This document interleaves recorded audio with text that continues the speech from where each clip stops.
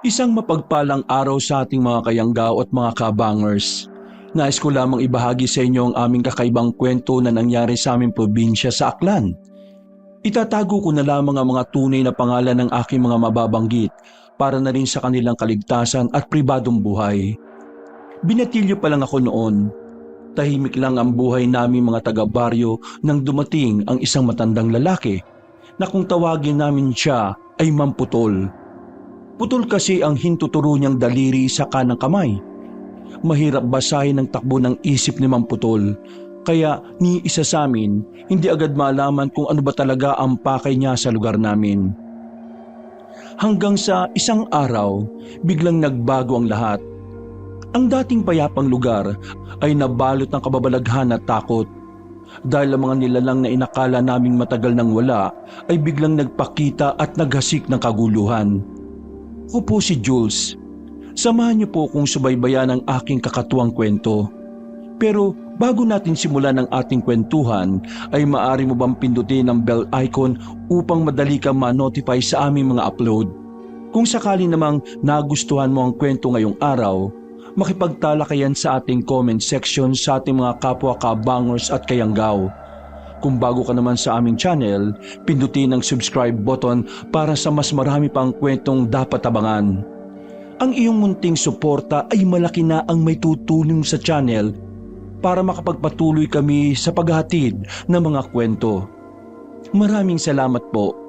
Muli, ito ang ating kwento. Ang dami mong sinasabi, yung mukha mo'y parang malambot na tae. Huwag kang magpanggap na matigas, hindi bagay sa'yo mag-angas. Tingnan mo mukha mo, buhay ka pa, para ka nang inaagnas. Kung ako ay naagnas, ikaw naman nabubulok. Yung mukha mo parang pinaglihi sa pambihirang utot. Isa kang lihitimong supot, daig mo pa lolo ko kasi nauna ka nang napanot. Huwag kang magpanggap na biyasa kang tumugma kasi hindi ako bibilip sa mga kagaya mong bilasa ang muka. Hoy Ilyas, isa kang ungas, sigaw ka ng sigaw, naamoy ko na ang iyong singaw. Kailan ka ba huling nag-toothbrush? Hininga mo parang inidorong hindi nag-flush. Lumayo ka nga ng bahagya. Kung mukha ko bilasa, yung mukha mo mukhang binaha. Hoy Romel, forever ka ng single. Ang magkakagusto lang sa'yo ay si Manang Sabel. Huwag kang masyadong mapapel. Yung pagiging filingero mo, pwede mo nang itigil. Mukha ko, ayos lang bahain. Yung mukha mo naman, ang sarap gibain. Lakas ng loob mo sa tugmaan ako'y tapatan. Antok nga, hindi mo kayang labanan. Madalas mo pang tulugan. Kung makapagsalita ka, akala mo kung sino ka. Yang mukha mo para kang sinuka. Kahit na ano pa ang sabihin mo, hindi ako matitinag. Hindi ako magpapatalo sa taong nabuo gamit lang ang libag. Elias, tayo ay magkaibigan, pero sa tugmaan, tayo ay magkalaban. At sa kahit saan pang tunggalian, hindi kita aatrasan. Bawat hinabing letra, katumbas nito ay kanyon sa gera. Mga hinabing salita, katumbas nito ang mga armas na pandigma. Kaya kung babutuin mo lang ako ng mga banat na malamya, para ka lang sumusuntok nang hindi tumatama. Ang lakas ng loob mong gamitin ang konsepto ng digmaan, pero ang totoo, wala kang naiintindihan. Hindi mo alam ang tunay na puso ng pakikipaglaban. Hindi ito tungkol sa kung anong katumbas ng bawat sandata, at hindi rin ito tungkol sa kung gaano karaming suntok ang tumatama. Ang tunay na digmaan ay labanan ng pinaglalaban, labanan ng layunin at pinagmulan. Hindi lang ito basta labanan ng lakas, hindi lang basta payabangan ng armas. Ito ay paramihan ng dahilan, pabigatan ng pasan. Hindi ito sigawan at paangasan. Ang digmaan ay isang kahon na kung saan lahat ng nasa loob ay nakasilip sa kamatayan. Kaya itigil mo na iyang kahibangan. Wala kang karapatang gamitin ang konsepto ng digmaan kung hindi mo nauunawaan. Puro ka lang kayabangan. Ang taong nagtataglay ng totoong katapangan ay ang mga taong patuloy na sumusuntok kahit walang tinatamaan. Kasi ang mga taong yon ay ang mga taong tunay na lumalaban. Nagulat na lang kami nang biglang umalis si Elias matapos niyang bitiwan ng mabibigat na linyahan, Kabanong. Nakita ko sa mukha niya ang biglang pagbabago ng kanyang mood. Sinubukan kong sundan si Elias pero hindi na siya nagpapigil. Binalikan ko na lang si Romel sa ilog na patawa-tawa pa. Anong problema nun? Bakit nag-walkout yun? Pikunin ng putya. Hindi pala kaya makipagsabayan sa akin eh. Ano? Panalo na ako doon, no? Nasaan na yung pusta? Walang panalo. Ha? Anong panalo? Nag-walkout oh. Kita mo naman? Ang rules, dapat 10-10 linya. Hindi naman kayo umabot dun eh. Kaya bakit ako magkakaroon ng husga sa inyo? Kaya walang panalo. Hindi nasunod yung rules. Maliwanag naman na umatras na siya eh. Akin na yung pusta. Baliktaya lang. Ito talaga mukhang pera. Baka nakakalimutan mo na parte lang yun ng training natin. Nilagyan lang natin ng pusta para mas mainit at mas magaganda ang batuhan. Ginawa natin yun para pagandaan ang laban nyo sa Maynila. Pambira naman oh. Oo na. Pero ako talaga panalo doon ha. Lamang ka na sa mga naunang linya mo. Pero sobrang bigat ng huli ni Elias. Kaya kung ako tatanungin, mas malalim yung kanya. Tingin ko kung di siya umalis, mahihirapan ka na makaahon sa mga sinabi niya eh. Oo nga eh. Ang lalim. Ramdam ko yung emosyon niya kanina pre. Ano bang sinabi ko? May mali ba sa sinabi ko para magkaganon siya? Pre, digmaan. Gumamit ka ng konsepto ng digmaan. Alam mo naman na yung tatay niya, di ba? Namatay sa gera nung nakaraang taon. Ay, oo nga pala. Gagi. Nawala sa isipan ko. Hindi ko pala dapat ginamit yung ganong konsepto. Mali ako. Di bale, kakausapin ko siya. Wag na muna pare. Hayaan na muna natin siyang lumamig. Hayaan na muna natin siyang magluksa. Hanggang ngayon, hindi pa rin siya nakaka-move on sa tatay niya eh. Huwag kang maglala. Alam naman ni Elias na hindi mo intensyon yun. Kung sa akin din nangyari yun eh, malulungkot din talaga ako. Lalo na kung malapit talaga ako sa tatay ko. Buti na nga lang yung tatay ko, hindi ko na nakilala eh. Mabuti na lang iniwan niya kami kasi baka nabalibag ko siya ngayon sa pambababae niya. Pero naalala mo ba yung narinig natin sa bahay ni Elias? Yung nag-usap yung nanay at mga tiyahin at tiyuhin niya? Alin? Yung hindi normal yung pagkamatay ng mga sundalo sa pinasok nilang gera? Yung parang hindi naman daw gera nangyari. Kasi di ba, chismis ng iba, yung mga bangkay ng mga sundalong na-recover eh, walang tama ng bala. Puro mahabang hiwa. Parang mga kalmot. Ah, gets. Yan yung sinasabi ng isa niyang tiyahin na baka hindi naman daw talaga namatay yung mga sundalo dahil sa mga rebelde. Baka raw may mga kakaibang nilalang na nakainkwentro ang mga sundalo. Tingin mo, aswang kaya yung mga yun? Aswang? Hindi ko alam eh. Pero parang nakwento ko kasi yan sa lolo ko. Ang sabi niya, may mga pangyayari daw na ganoon nung araw. May mga kaibigan siyang sundalo na nakadistino sa mga gubat. Ang kwento, may mga nakainkwentro daw silang mga aswang. Pero meron din daw mga aswang na parang tao lang. Kasi hindi naman daw sila inaano eh. Kwento lang yan, di ba? Oo, kwento lang ni lolo. Pero sabi rin kasi ni mama, totoo raw yung mga kwentong yon. Kung sakaling totoo nga, sana wag naman mga aswang yung dumali sa mga sundalo na kasama ng ama ni Elias. Ibig kong sabihin, hindi naman sa sinasabi ko na ayos lang na mga rebelde yung pumaslang sa ama niya. Ang sinasabi ko, kung sakaling aswang, di ba ang hirap namang makuha ang hustisya kung yung mga ganung nilalang ang makakaharap mo? Kung sa bagay, tama ka naman. Ay, kung ano-ano na naman yung napag-uusapan natin. Ang mabuti pa, umuwi na lang muna tayo. Oo, nagugutom na rin kasi ako eh. Gagabi na rin oh. Pero yung mga verse mo ayusin mo. Dapat kasing pulido nung kay Elias. Oo, ako nang bahala doon. Mamaya kakausapin ko rin. Umalis na rin kami sa ilog. Nagiwalay na rin kami ng landas kabanong. Umuwi na lang ako sa bahay at inabutan ko roon ang nakababata kong pinsan na si Daboy. Abalang naglalaro sa bakuran. Napangiti siya nang makita kong nasa labas. Si Daboy na lang ang kasakasama ko sa buhay. Wala na ang mga magulang ko. Maaga silang kinuha ng Panginoon.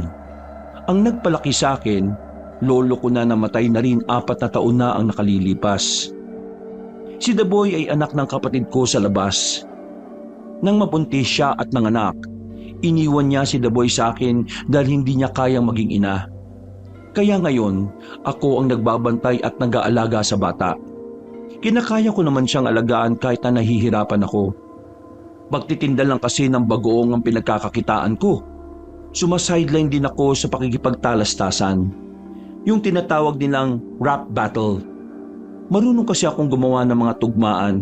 Minsan, lumalaban kami sa ibang lugar at yung napapanalunan namin ay nakakatulong sa mga gastusin namin.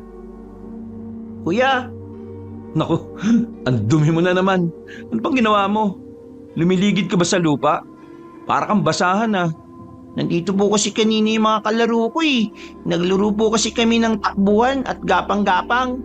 Ang mabuti pa, maligo ka na at magpalit ng suot. Ako naman magsasaing lang.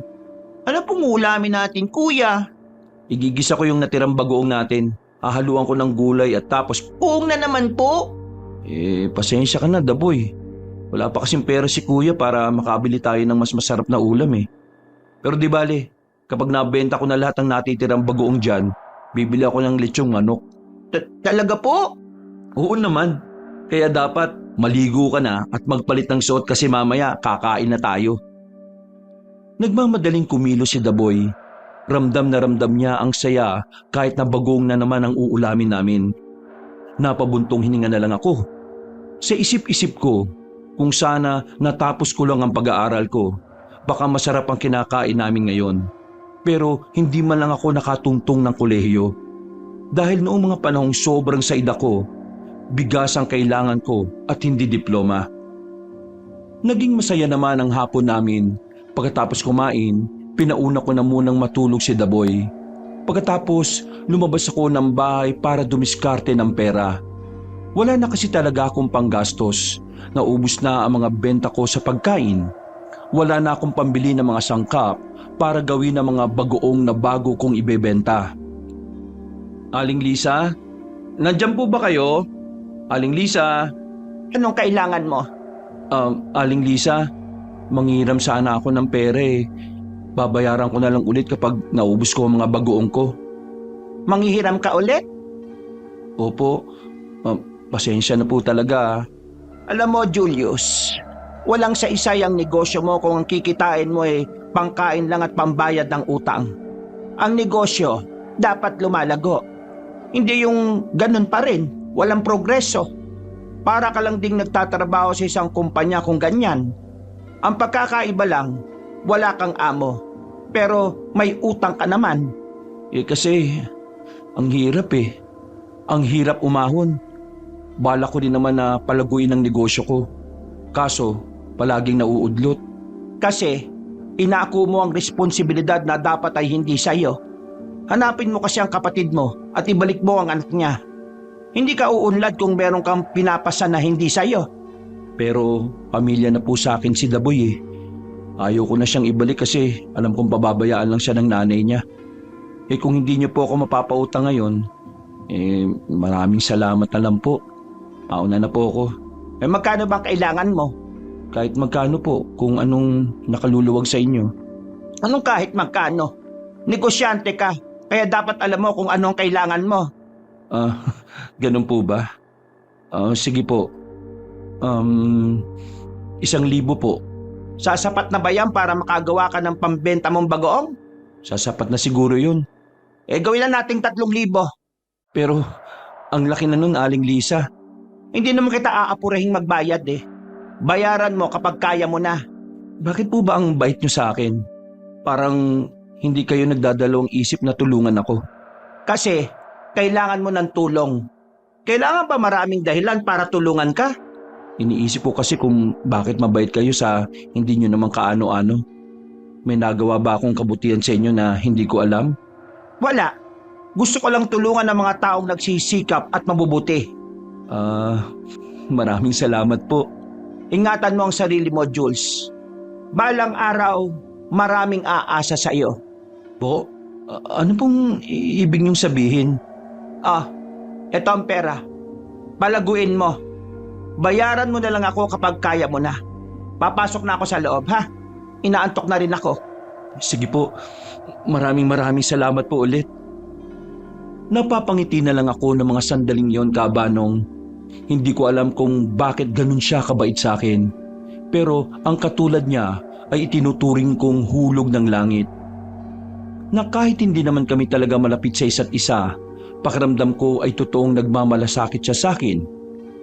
Kinabukasan, maaga akong lumabas ng bahay para mamili ng mga sangkap sa gagawin kong bagoong. Habang naglalakad, nakita ko si Elia sa harapan ng bahay nila.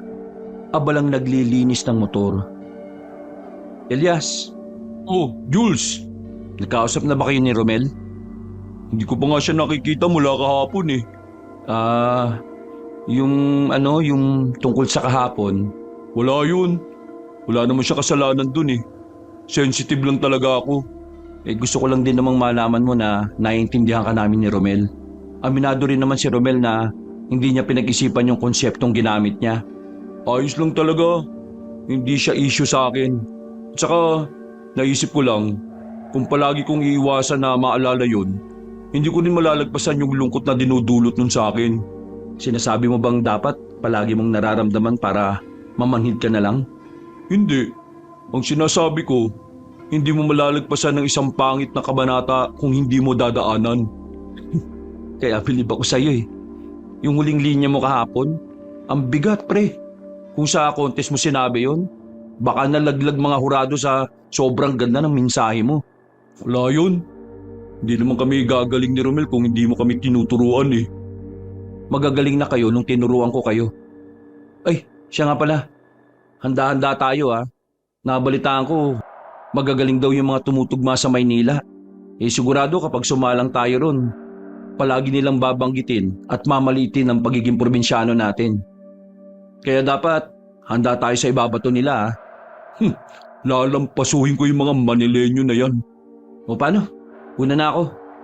Meron pa akong bibilin eh. Bahala na kayo mag-usap ni Romel ah. Nag-appear na lang kaming dalawa at saka naglakad na rin ako palayo kabanong. Pagdating ko ng palengke, ay agad kong pinagkukuha lahat ng kailangan ko. Bumili na rin ako ng lechon manok na pinangako ko kay Daboy. Pauwi na ako noon nang mapansin ko ang isang matandang lalaki na nasa kabilang bangketa. Maayos naman ang kasuotan niya. Tipikal na pormahan ng mga magsasaka, kaya akala ko kasama siya sa mga magsasakang lagi kong nakikita sa kalsadang yun. Pero nakatayo lang siya, nakatingin sa akin, nakangiti. Akala ko nga nung una, hindi ako ang tinitingnan niya. Nilapitan ko siya. Hindi kasi talaga ako komportable sa kung paano niya ako tingnan. Bakit po kayo nakatingin sa akin? Kilala niyo po ba ako? Ang laki mo na pala. Ang bilis talaga ng panahon. Sino po ba kayo? Pinagmasdan ko ang matandang lalaki mula ulo hanggang paa. Normal naman ang itsura niya. Kulubot na ang balat at puti na rin ang buhok. Wala naman akong nararamdaman na mali sa kanya. Pero hindi ko lang talaga malaman kung paano niya ako nakilala. Teka, sandali lang po. Hindi niyo pa sinasagot ang tanong ko eh. Sino po kayo? Ako? Isa akong isinumpang magdusa na saksihan ng mga tao sa paligid ko na unti-unting nawawala. Isang taong pinarusahan dahil sa pagiging makasarili. Isang pilit na ngiti ang pinakita sa akin ng matanda. Pero sa hindi ko malamang dahilan, nakaramdam ako na matinding lungkot sa kung papaano niya ako tingnan. Para bang nararamdaman ko rin kung anuman ang bigat na pasan-pasan niya. Hindi ko maintindihan kabanong. Naguguluhan ako ng mga sandaling yon. Magsasalita pa sana ako, pero naglakad na siya paalis. Nang maisipan ko siyang sundan, bigla na rin siyang nawala. Pare! Uy! Jules! Oh, Romel, Kanina ba kita tinatawag eh? Di mo ba ako naririnig? Ay teka, may sinusundan ka ba? isang matandang lalaki. Bigla na lang nawala pagliko ko rito eh. Matandang lalaki. Wala naman ako nakita. May kausap ako kanina bago mo ako nakita. Sino ba yun? Hindi ko nga rin alam eh.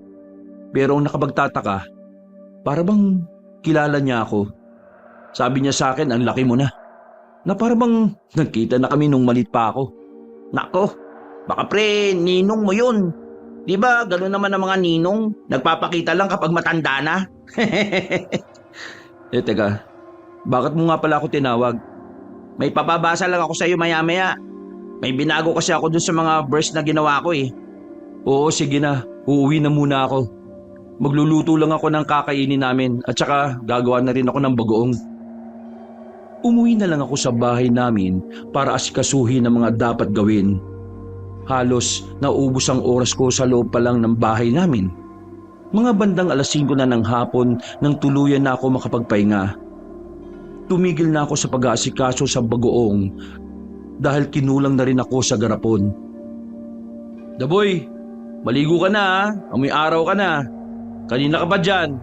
Maliligo na po ko, kuya. Sandali lang po. Ano ba kasing ginagawa mo dyan sa tapat? Binubungkal mo na naman ba yung lupa dyan? Mauna na ako maligo ha. Pagkatapos ko maligo, ikaw na. Opo, kuya. Nagtungo na ako sa kwarto ko at naghanap ng masusuot. Sa hindi inaasahang pagkakataon, nakita ko ang isang kahon na nasa gilid ng lumang aparador namin.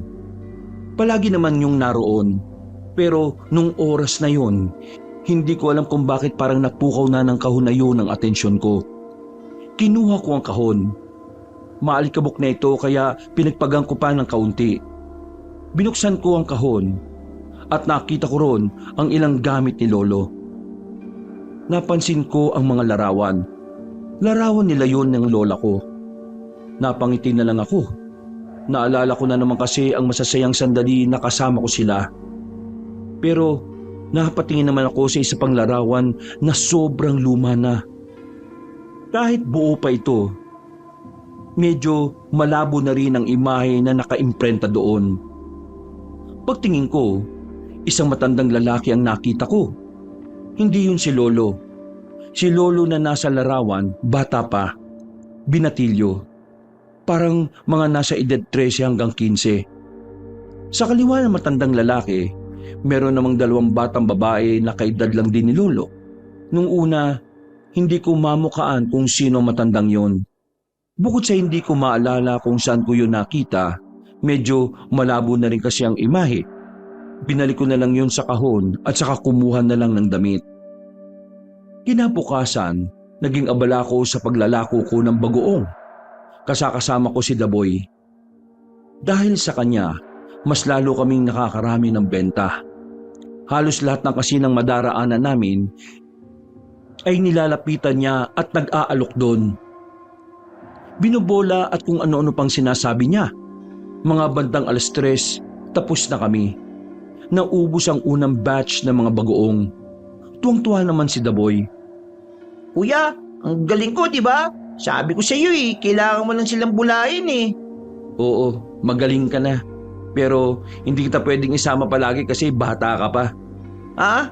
Ay, bakit naman po, kuya? Magaling naman ako magbenta. Oo nga, magaling ka. Pero kasi hindi to gawain ng kagaya mo eh. Masyado ka pang bata para isipin ng ibang tao. Bata ka pa lang, pinagtatrabaho na kita. Magiging laman ako ng chismis. Gusto mo ba yon? Ayaw ko po. Ngayon lang kita isasama kasi gusto ko maranasan mo ang ganito. Pero hindi to dapat palagi ah. Huwag ka mag-alala. Dahil marami naman tayong naibenta ngayon, masarap din ang pagkain natin mamayang gabi. Ayos! Yan ang gusto ko. Inilisan na lang namin ang paglalakad hanggang sa makarating na rin kami sa aming baryo. Nakasalubong pa namin si Aling Lisa. Seryoso lang siyang nakatingin sa amin. Ngumiti naman ako sa kanya. Lalagpasan na sana namin siya pero bigla niya akong tinawag. Jules. Bakit po Aling Lisa? Wala. Sige. Maglakad na kayo. Sigurado po kayo? Baka po may gusto kayong sabihin. Umiling na lang siya, pero pakiramdam ko talaga meron siyang gustong sabihin pero pinipigilan lang niya. Hindi ko na lang siya ulit kinulit. Ngumiti na lang ako ulit at naglakad na kami ni Daboy. Kuya, nung nakaraan, nakita ko po si Aling Lisa na may kausap na matandang lalaki. Asawa niya po ba yon? Uy, hinaan mo ang boses mo. Baka mamaya may makarinig at maniwala pa sila sa'yo.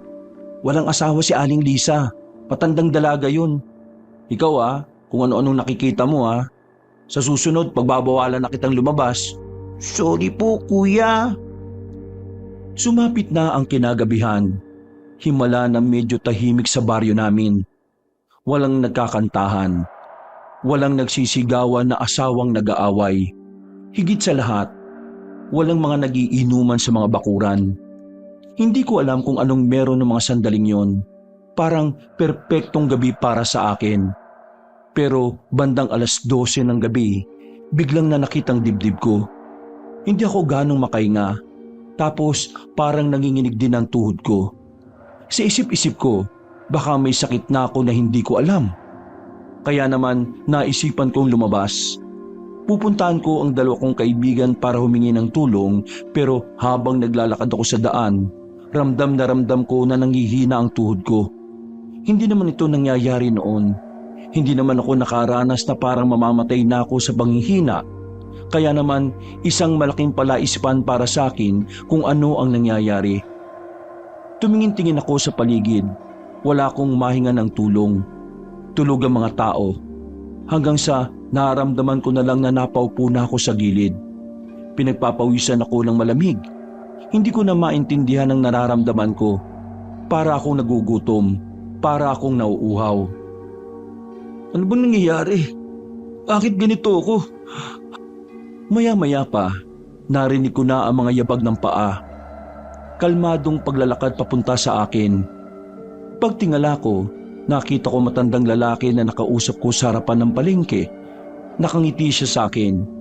Hindi ko alam kung bakit, pero parang kilala talaga niya ako.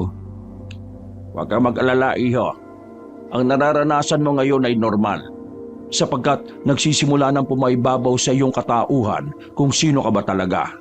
Ho? Anong sinasabi niyo? Hindi kita maintindihan. Maiintindihan mo rin. Hinawakan niya ako sa balikat. Maya-maya pa nawalan na ako ng malay. Hindi ko na alam ang mga sumunod na nangyari. Nang idilat ko ang mga mata ko, nasa loob na ako ng isang bakuran, naiga sa papag, nasa ilalim ng isang puno. Hindi ko alam kung nasaan ako.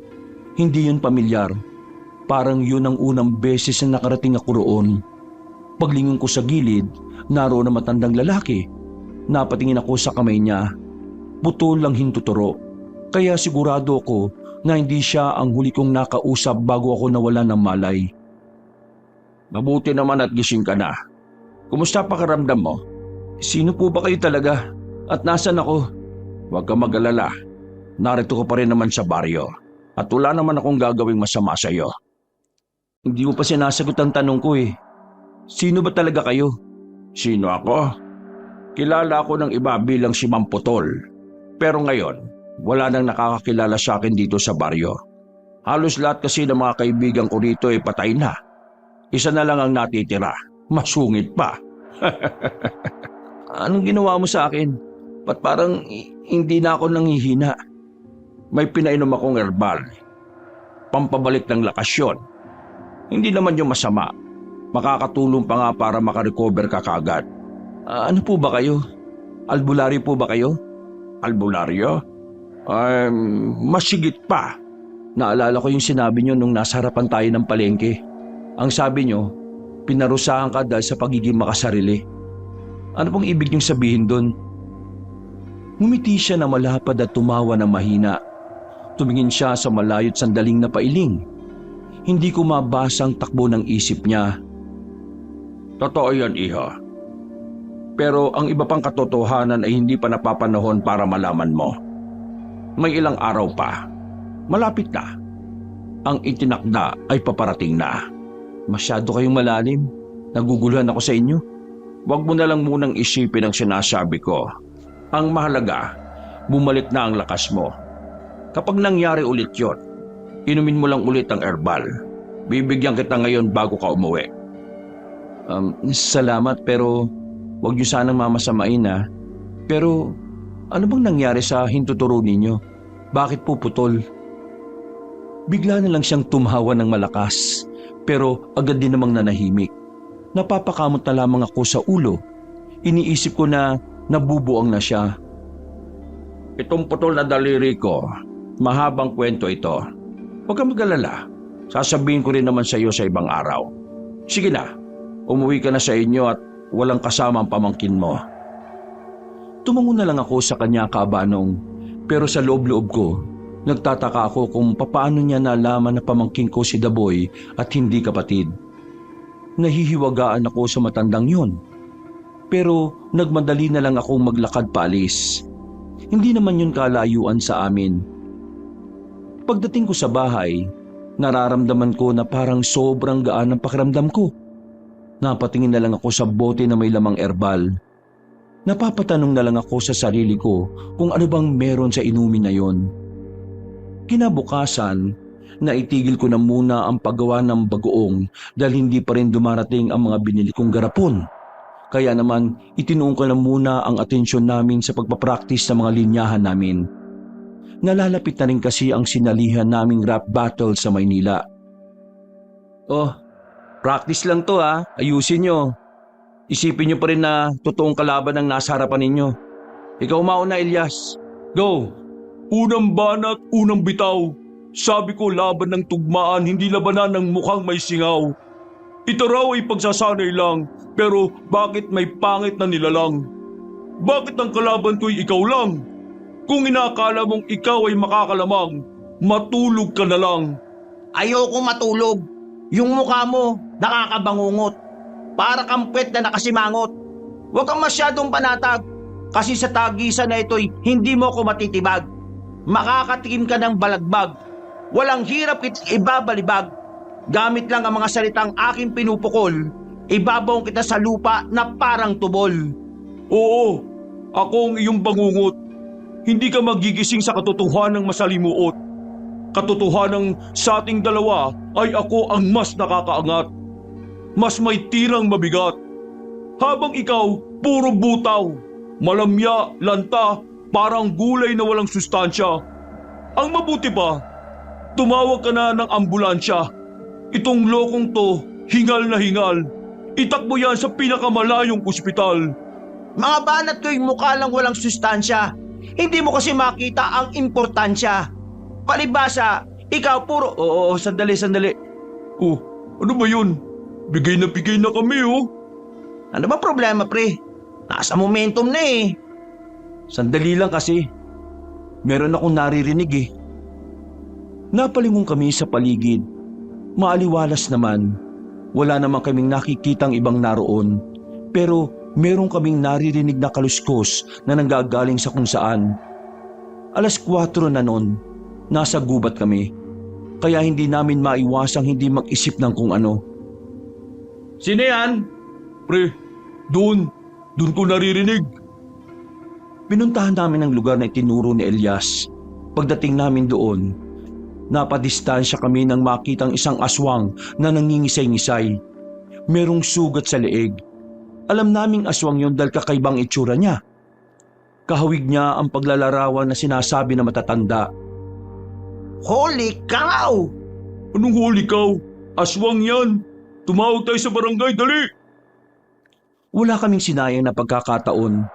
Agad naming inireport ang aming nakita. Hindi nagtagal, dinumog na ng tao ang parting yon ng gubat. Maraming nakichismis kaya madali itong kumalat hanggang sa ibang baryo. Kinausap kami ng kapitan namin. Hiningan lang kami ng salaysay tungkol sa aswang. Pagkatapos, lumayo na kami ng bahagya roon. Umupo na lang kami sa gilid habang pinagmamasdan silang nagkakagulo. E di, buhay na naman pala ang mga aswang. Anong buhay? Kita mo naman napatay na eh. Ang ibig kong sabihin, baka mamaya hindi lang yun nag-iisa. Ang malaking katanungan dyan, sinong pumatay sa aswang na yon? Oo nga no, sino kaya gumawa nun? Napakatapang naman niya kung ganun. Sabi sa akin ni Mama dati, may mga tao talagang kumakalaban sa mga aswang. Yan din ang sabi sa akin ng lolo ko. Sa kalagitnaan ng pag-uusap namin, biglang lumitaw si Mang Putol sa gilid. Hindi ko alam kung papaano napadpad siya ron. Hindi naman kasi namin siya napansin na naroon. Nagsisimula na muli ang kasamaan. Ho? Ano pong kasamaan ang sinasabi niyo? Kilala mo ba yan? Yan ba yung sinasabi mo nung nakaraan? Oo, siya nga, si Mang Putol. Ang kasamaan ng mga aswang ay nagsisimula na. Kaya kailangan na rin kumilos ng kabutihan. Ang liwanag ang siyang magiging sandata ng bawat taong nagnanais ng kapayapaan. At para makamit ang kapayapaan, kailangang makumpleto ang liwanag. Nalalapit na ang araw. Hindi po namin maintindihan ang sinasabi niyo eh. Ano po sinasabi niyo, bakit hindi niyo ipaliwanag ng mas mababaw? Mababaw? Hindi matanaw? Paliwanag para may linaw. Kung minsan, kailangan maging malalim upang kaisipan ay subukin. Kung hindi pa rin maarok, aba, baka mahina ang tuktok. Hayaan na lang matulog habang ang manok ay tumilaok. Yo! Yes, yes, yo! Nagkatinginan kami magkakaibigan sa sinabing yun ni Mang Putol. Aminin man namin o hindi, ay natuwa kami sa ginawa niya. Hindi kasi namin inaasahan na gagawin niya yun. Pero nagtaka kami kung bakit bigla na lang siyang tumugma. Teka, rapper rin po ba kayo? Hindi naman mga iho. Narinig ko lang kayo na nagtutugmaan. Ayos pala itong si Manong eh, no? Tugmaan tayo minsan. Gustuin ko mang makipagtugmaan sa inyo pero wala na akong oras. May mas mahalaga akong dapat asikasuhin. At yon ay ang mga aswang. Mga aswang? Sandali. Ikaw po ba yung Jules, pumunta ka mamaya sa kung saan kita dinala kahapon. Isama mo ang dalawa mong kaibigan kung gusto mo. O paano? Mauna na ako. Ngumiti lang siya sa amin ng malapad. Hindi na siya nagpaliwanag pa kung bakit kailangan namin magpunta sa bahay niya. Agad na umalis sa matandang lalaki. Naiwan kaming napapaisip. Mabilis na lumipas sa mga oras. Sumapit na rin ang kinagabihan. Nagdadalawang isip ako kung tutuloy kami sa bahay na matanda. Tulala lang ako habang naglilikpit ng pinagkainan namin ni Daboy. Maya-maya lang, bigla ko na lang naramdaman na sumakit na naman ang dibdib ko. Nagiinit din ang mukha ko, pero hindi na ako nanghihina. Nahihirapan lang akong huminga. Hindi na ako nagsayang ng sandali. Kinuha ko kaagad ang herbal na bigay sa akin ni Mang Putol. Uminom ako kaagad at ilang minuto lang nawala na agad ang paninikip ng dibdib ko. Hingal na hingal ako para akong tumakbo na malayo. Kuya, ayos ka lang ba? Bakit parang namumutla ka? Ha? Ayos lang naman ako. Huwag ka mag-alala. Ba kuya, palagi ka ng pagod kakatinda ng bagoong kaya ka po nagkakaganyan. Mabuti ba po? Magpahinga ka na ngayong gabi. Oo, mabuti pa nga. O ikaw, pumasok ka na rin. Tumango na lang siya sa akin. Agad din naman siyang umalis. Habang ako, natulala pa ako saglit. Maya-maya, bigla kong naalala si Mang Putol. Hindi ko alam pero parang may kung anong bagay talaga sa kanya na humahatak sa akin. Kaya naman, nang makatulog na si Daboy, ay agad ko naman pinuntahan ng dalawa kong kaibigan. Kagaya ko, nahihiwagaan din siya sa matanda. Kahit gabi na, hindi kami nagdalawang isip na maglakad sa daan. Pagdating namin sa bakuran niya, ay inabutan namin siyang abalang naghahasa ng itak. Nag-alangan pa kaming lumapit ng una. Nang makita niya kami, ay itinigilan niya ang kanyang ginagawa. Lumapit siya sa amin na may sigla. Akala ko hindi na kayo darating eh. Itutulog ko na lang sana. Ano po bang dahilan at bakit niyo kami pinapunta rito? Ang totoo niyan, ikaw lang naman talaga dapat ang nandito. Pero dahil may mga bisita akong darating, mas maganda kung marami tayo. Bisita? Teka, ano ba talaga meron? Interesado kayo sa aswang, hindi ba? Oo, ako interesado. Meron din akong gustong kumpirmahin. Kung meron kang nalalaman sa mga aswang, sabihin mo. Pre, ano bang sinasabi mo? Kailan ka pa nagkaroon ng interes sa mga aswang? Nung nalaman ko na pwedeng may kinalaman ng mga aswang sa pagkamatay nila Papa at iba pang mga sundalo, narinig ko kasi nitong nakaraan. Usapan pa rin ng mga kamag-anak namin yung nangyari kina Papa eh. Ang hinala ng mga kamag-anak namin, tinatago lang ng mga nakatataas ang totoo dahil ayaw nilang mag-isip ng weirdo mga tao. Isa pa, isang kahiyan sa kanila yun. Sandaling mapatunayan na aswang nga ang pumatay sa mga sundalo. Malaki ang tsansa na aswang ang dumali sa mga sundalong sinasabi mo. O paano nangyari yun? Sabihin nyo nga. May mga kakilala ako sa gubat. Sinabi nila sa akin yung huling insidente ng mga aswang na kumalaban sa mga sundalo. Yun ang huling insidente. Hindi na nasundan.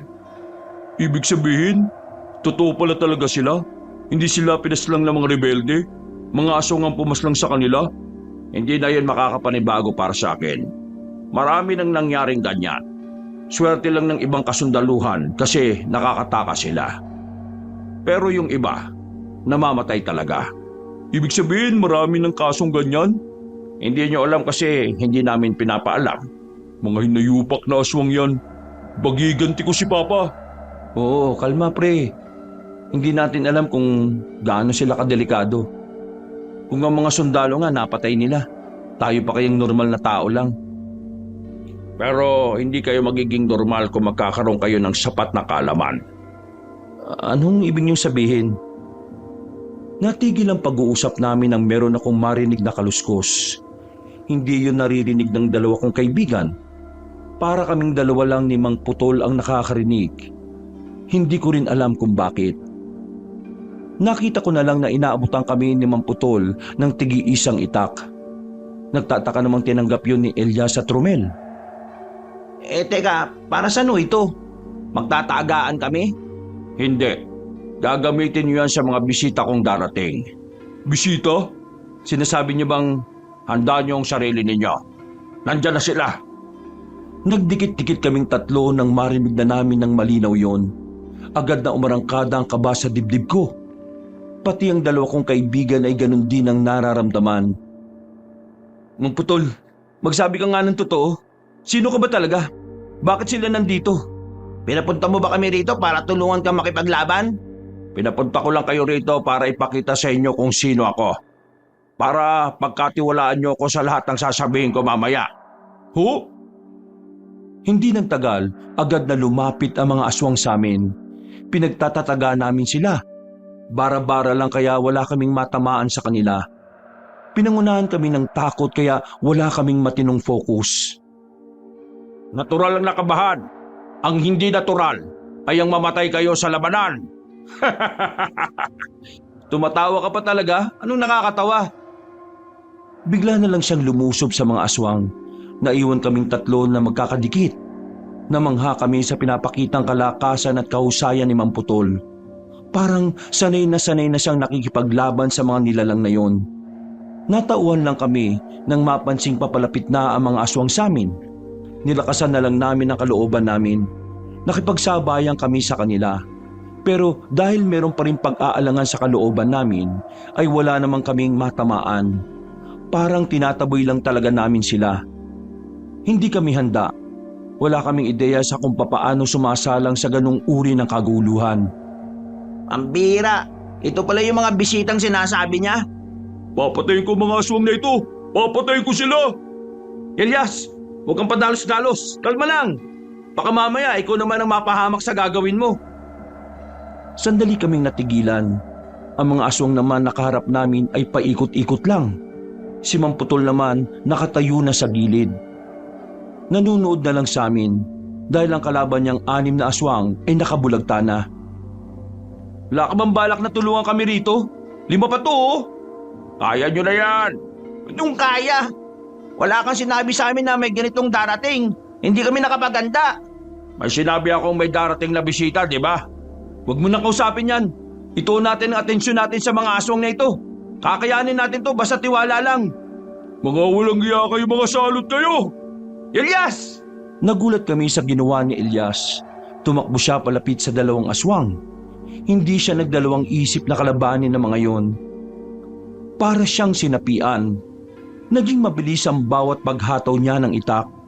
Dahil ayaw namin siyang mapahamak, sinundan na lang namin siya at muling nakipagsabayan. Maya-maya pa, umalis na rin ang 5 aswang. Wala kaming napatay sa kanila, pero ang mahalaga sa amin, walang nasaktan. Uy, anong gagawin mo ron? Hayaan na lang makatakas?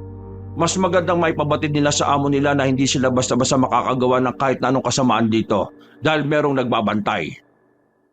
Sa inis ko, lumapit ako kay Mang Putol at tinawakan ng kwelyo niya. Tinulak ko siya at dinikit sa dingding ng bahay niya. Dahil sa kanya, muntikan na kaming mamatay. Nilagay niya sa panganib ang buhay namin. Nagawa mo pa talagang tumawa matapos na nangyari sa amin? Biro lang sa iyo na nalagay ang buhay namin sa panganib. Sino ka ba para paglaruan kami? Huminahon ka, pre. Huminahon? Munti ka na tayo mamatay? Paano ako hihinahon? Ikaw naman kasi Manong eh. Bakit mo naman ginawa yun sa amin?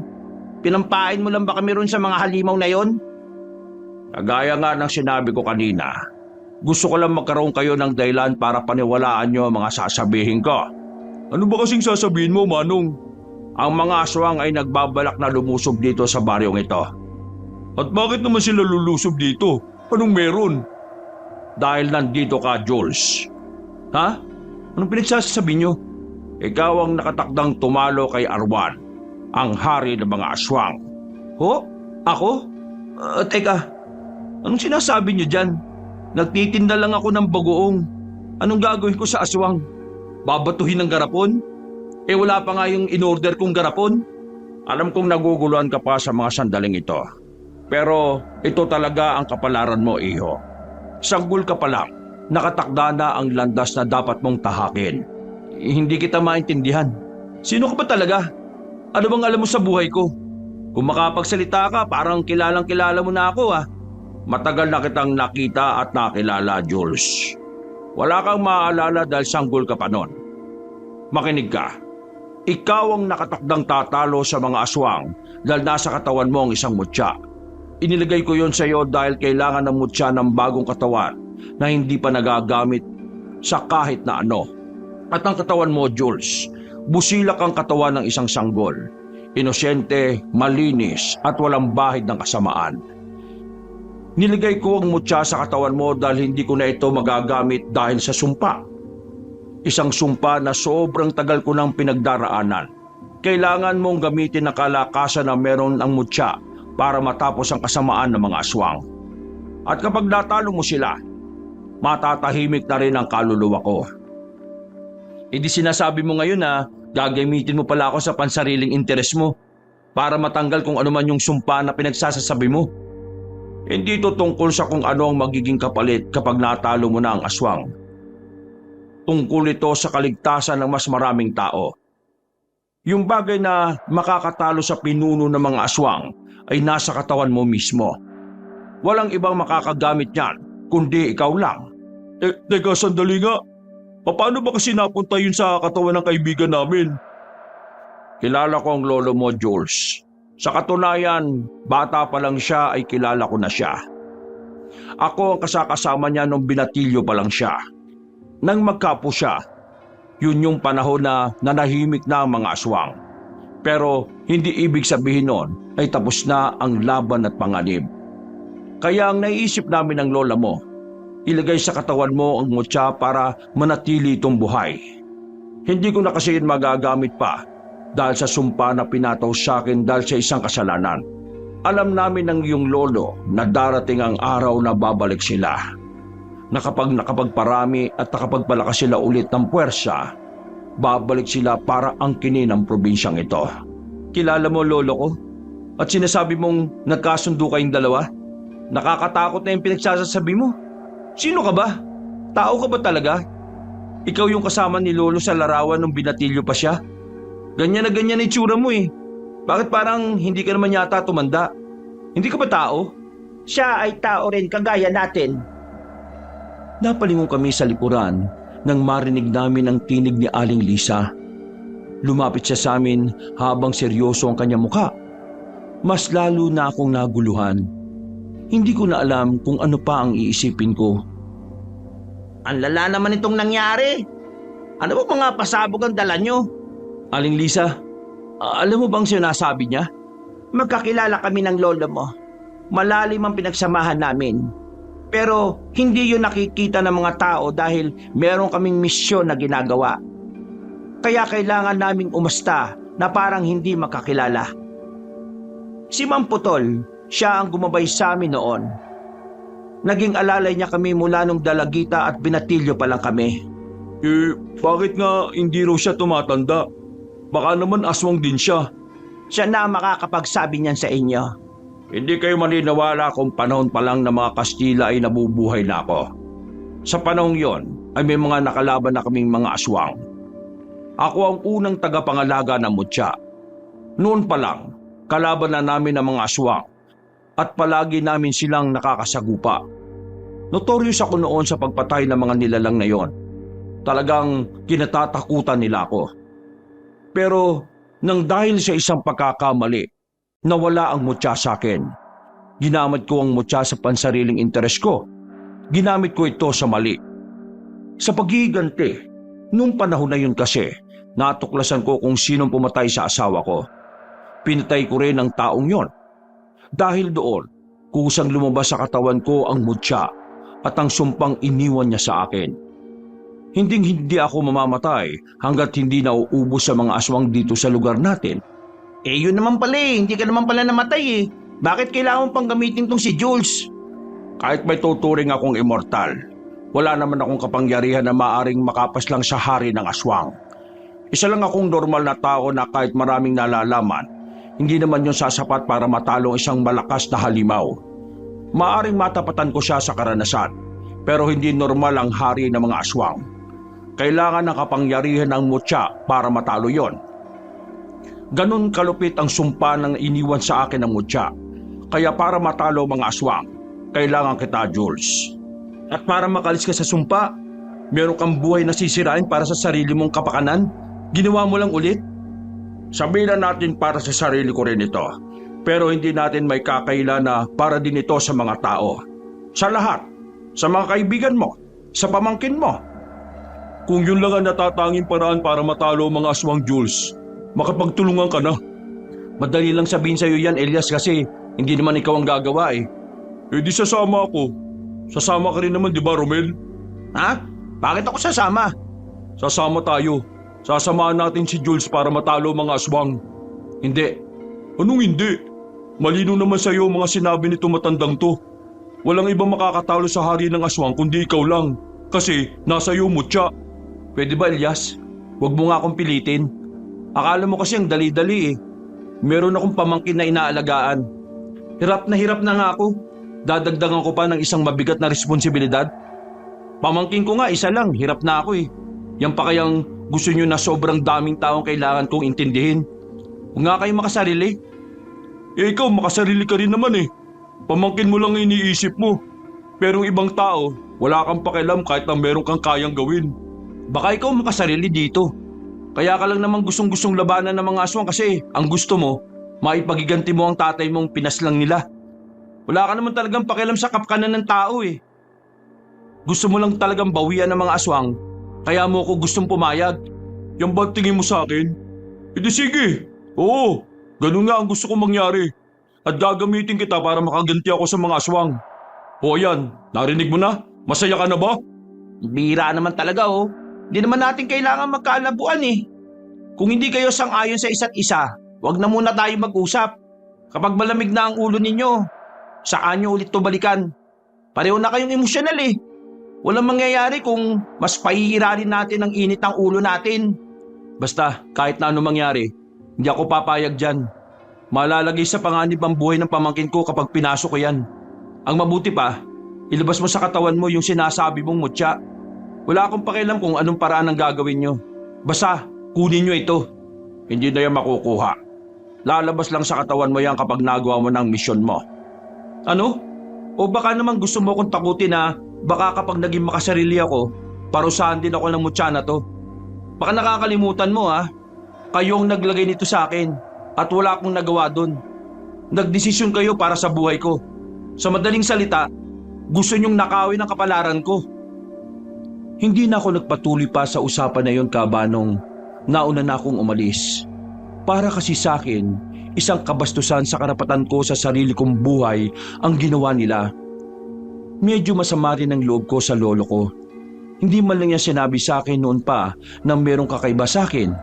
Kaya pala nung bata pa ako, madalas ding manikip ang dibdib ko. At ngayong nasa tamang edad na ako ay muli ko rin itong nararamdaman. Dito ko na napagtanto na ang mga nararamdaman kong yon ay baka epekto ng mutya sa katawan ko.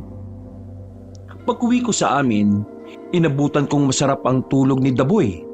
Napabuntong hininga na lang ako at napangiti ng papilit. Sa isip-isip ko, hindi ko kayang malagay ang buhay niya sa kapahamakan. Siya na lang ang natitirang pamilya para sa akin. Siya lang ang kaisa-isang kadugo na talaga namang pamilyang tingin sa akin kahit nasalat kami sa buhay. Pwede ba akong pumasok? Nasa loob ko na, nagtatanong ka pa. Huwag kang mag-alala. Hindi kita sinundan dito para kumbinsihin ka. Ang akin lang naman, ayaw kong nag-aaway-away tayo. Pre, ang labo. Sobrang labo. Anong tingin nila sa dapat kong maging reaksyon? Matuwa? Magtatatalon sa saya? Kasi meron ako mabigat na misyon na dapat gawin? Sanggol pa lang ako nun eh. Hindi man lang ako nagkaroon ng pagkakataon na makapagdesisyon sa sarili ko. Naintindihan ko naman ang nararamdaman mo, pre. Wala namang masama sa naging reaksyon mo. Kahit ako rin naman eh.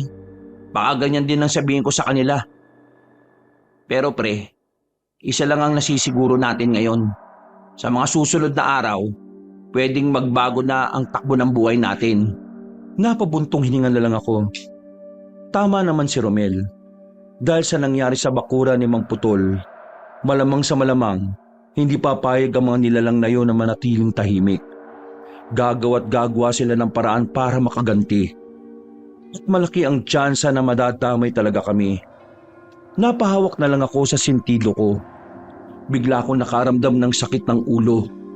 Bigla ko na lang naisip na kahit pala anong desisyon ang gawin ko, lalapit at lalapit sa amin ang kapahamakan. Napasarado ang kamao ko.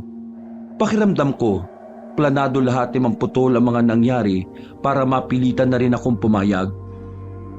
Kinaumagahan, magulo pa rin ang utak ko habang nag-aasikaso sa mga bagoong na ibebenta ko. Dumating na kasi ang mga garapon na pinabili ko mula sa bayan. Habang nakatulala ako, pumasok sa bakuran namin si Aling Lisa. Nabalitaan ko na mas maraming bumili sa iyo ngayon ng bagoong Jules. Yan na ang magandang simula. Nagbago po kasi ako ng timpla, kaya siguro mas nagustuhan na nila ngayon. Kung anong kailangan nyo, sabihin nyo na. Alam ko pong hindi bagong ang pakay nyo sa akin. Hindi kita pipilitin na pumayag, Jules. Nandito lang ako para ikwento sa iyo mga nangyari noon at bakit kailangan naming magdesisyon na sa iyo ilagay ang mutya. Nasabi na niya kagabi. Bakit? May hindi pa ba kayo sinasabi? Meron. Hindi niya gustong sabihin sa iyo dahil ayaw niyang isipin mo na meron kang utang na loob sa kanya. Ano ho? Utang na loob? Paano ako magkakaroon ng utang na loob sa kanya? Tingin mo, nilagay lang nila ang mutya sa katawan mo kasi kailangan kanila. Hindi ganong tao ang lolo mo at si Mang Putol. Nilagay nilang mutya sa katawan mo para mabuhay ka. Hindi ba nasabi sa'yo ng nanay mo na nung isinilang kanya mahina ang puso mo? Ang mutya lang ang tanging paraan para maisalba ka. Kung hindi na ilagay ang mutya sa'yo, baka wala ka na ngayon. Sinasabi niyo ba na dapat ako magpasalamat sa ginawa nila? Hindi. Sinasabi ko ito sa iyo kasi karapatan mong malaman ang katotohanan. At para hindi mo naisipin na ninakawan kanila ng kapalaran. Jules, nasa iyo ang desisyon kung papasukin mo ang laban. Walang pipigil sa iyo kung ano man ang magiging sagot mo. Pero sana mapag-isipan mo pa rin maigi. Yung sinabi ni Mang Putol, totoo ba talaga na hindi siya namamatay? Hindi namamatay sa gutom, sa sakit o kahit na anong karamdaman. Pero maaari siyang mapatay ng hari ng aswang dahil yun ang pinakamalakas. Marami na siyang nasaksihan sa mundong ito. Kabilang na roon ang lahat ng taong nakapaligid sa kanya. Iniwan na siya. Namatay na lahat. Siya na lang ang nabubuhay at sa panahong ito, nauna na ang lolo mo. Ako na lang ang natatanging tao na nasa buhay niya. Kung iisipin mo, sobrang daming sakit na ang naramdaman ng puso niya sa tuwing may namamaalam sa kanya. Kaya nga sakaling matapos na ang problema sa mga aswang at mapatawad na siya ng kanyang mutya, baka doon pa lang siya tuluyang makapagpahinga. Alam ko, matagal na niyang gustong mamatay, pero hindi niya magawa-gawa kahit may alam siyang paraan kung papaano. Kasi hanggang ngayon, ayaw pa rin niyang iwan ang kanyang misyon na matagal nang wala sa kamay niya. Hindi ako nakapagsalita noon, Kabanong. Hindi ko alam ang sasabihin ko. Kahit na narinig ko mga yon, may parte pa rin ng utak ko ang naiinis. Pero sa kabilang banda, lihim akong nagpapasalamat kung hindi rin dahil sa kanila, baka hindi na ako nakarating sa kung ano man ang ginagawa ko ngayon. Isang malalim na paghinga na lang ang nagawa ko. Napasandal ako sa dingding ng bahay namin. Hinawakan naman ako ni Aling Lisa sa balikat at ngumiti ng malapad. Pag-isipan mo na maigi. Hindi ka pinipilit. Pakiramdaman mo lang kung ano ang sinasabi ng iyong puso. Yun ang susundin mo. Naglakad na siya palabas ng bakuran namin. Tiningnan ko na lang siya papalayo. Maya-maya lang ay biglang dumating na si Daboy na inutusan kong bumili ng mantika. Hindi pa man niya na ibibigay sa akin ng mantika ay inuna na niyang dumaldal. Kuya, narinig ko dun sa usapan na matatanda. Meron daw pong aswang dito sa baryo natin. Totoo ba yun, kuya? Ano ka ba? Hindi ka dapat naniniwala sa mga yun. Chismis lang yun. Ibig sabihin, chismoso din po si Kuya Elias. Narinig ko kasi siya na kausap yung mga tito po niya eh. Sinasabi niya po na meron siyang kinalaban na aswang. Totoo po ba yun? Ay nako, sa halip na yan ang atupagin mo, maligo ka na. At mamaya, matatapos ko na itong mga bagoong. Mailalako na natin. Kumabot na lamang siya sa ulo. Ako naman ay napapailing na lang. Sa isip-isip ko, unti-unti nang nabubuhay ang mga usapin tungkol sa aswang. Mas lalo kong kinakabahan. Pakiramdam ko, malapit na silang maggasik ng kaguluhan sa baryo namin. Makalipas ang ilang minuto, naglako na kami ni Daboy. Sa unang lugar na napuntahan namin ay marami kagad ang bumili. Naubos kagad ang nakalagay sa isang kahon na 15 peraso. Masaya na kami nung mga oras na yon kung hindi lang namin nakausap ang isang matandang lalaki. Ang matandang lalaki na talaga namang nagdulot ng kilabot sa akin nang hindi ko alam kung bakit. Magandang araw, iho. Maganda binibenta mong bagong? Unang tanong pa lang niya, nakaramdam na ako ng hindi maganda. Unang pagtatama ng mga mata namin, bigla akong kinabahan. Pero sinagot ko pa rin siya. Ito pong isa 70 lang. Tapos itong medyo malaki naman po, 120. Mukhang masarap yan ah. Bibili po ba kayo? May nararamdaman akong kakaiba sa'yo, iho. Kakaiba? Anong ibig niyong sabihin? Ngumiti siya sa akin na nakakaloko. Ang mata niya, para bang nanlilisik. Kahit ang pamangking kong si Daboy ay nakaramdam na rin ng takot. Nagtago siya sa likuran ko, habang ako naman ay nakatingin lang sa kanya dahil baka meron siyang gawin na hindi maganda. Sinasabi ko na nga ba buhay pa mo siya. Biglang nagbagong anyo ng lalaki. Tanghaling tapat noon pero bigla siyang naging aswang. Napasigaw na lang si Daboy dahil sa takot. Akmang dadakmay na sana niya ako pero buti na lang dumating si Mamputol. Hindi ko alam kung papaano siya bigla na lang sumulpot. Pero isang malaking pasasalamat ko dahil kung wala siya, baka wala na rin kami ni Daboy. Agad siyang nagpakawala ng palaso.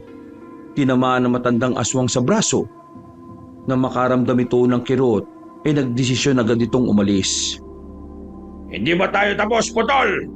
Babalikan kita sa tamang gabi. Nagmamadaling tumakbo ang matandang aswang habang kami ng pamangking ko ay napasiksik na lang sa gilid. Nanginginig sa takot ang pamangking ko. Ramdam na ramdam ko ang kaba niya. Ayos lang kayo?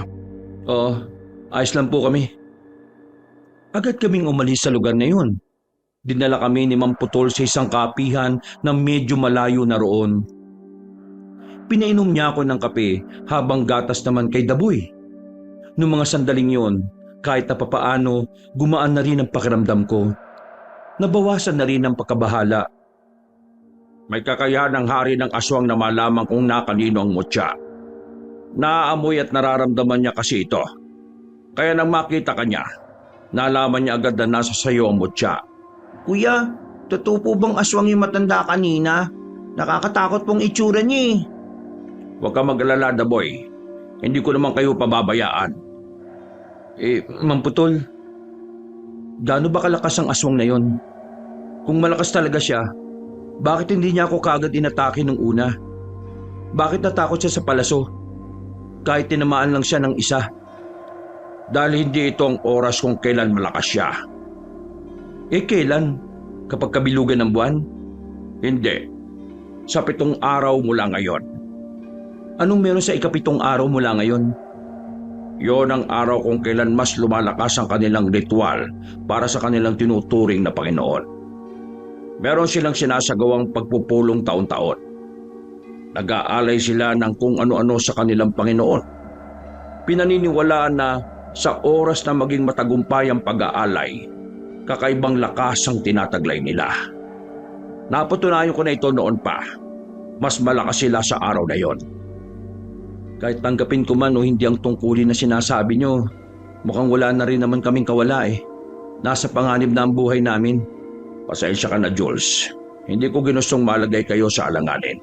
Alam ko na po ang lahat. Sinabi na sa akin ni Aling Lisa. Alam ko nang ginawa nyo lang yun para mabuhay ako. Pero inaamin ko, kinuha ko rin ang pagkakataong yun para may gumawa ng tungkuling hindi ko magawa. Nagkataon lang na talagang kailangan mong maisalba nun. Pero tatanggapin ko na po. Teka, sigurado ka ba? Opo, sigurado na po ako. Masaya akong malaman niya. Pero ano bang nagpabago sa isipan mo? Tumingin ako sa pamangkin ko, Kabanong. Napaka-inosente na mukha niya. Pero nararamdaman ko pa rin doon ang takot. Nanginginig ang kamay niya.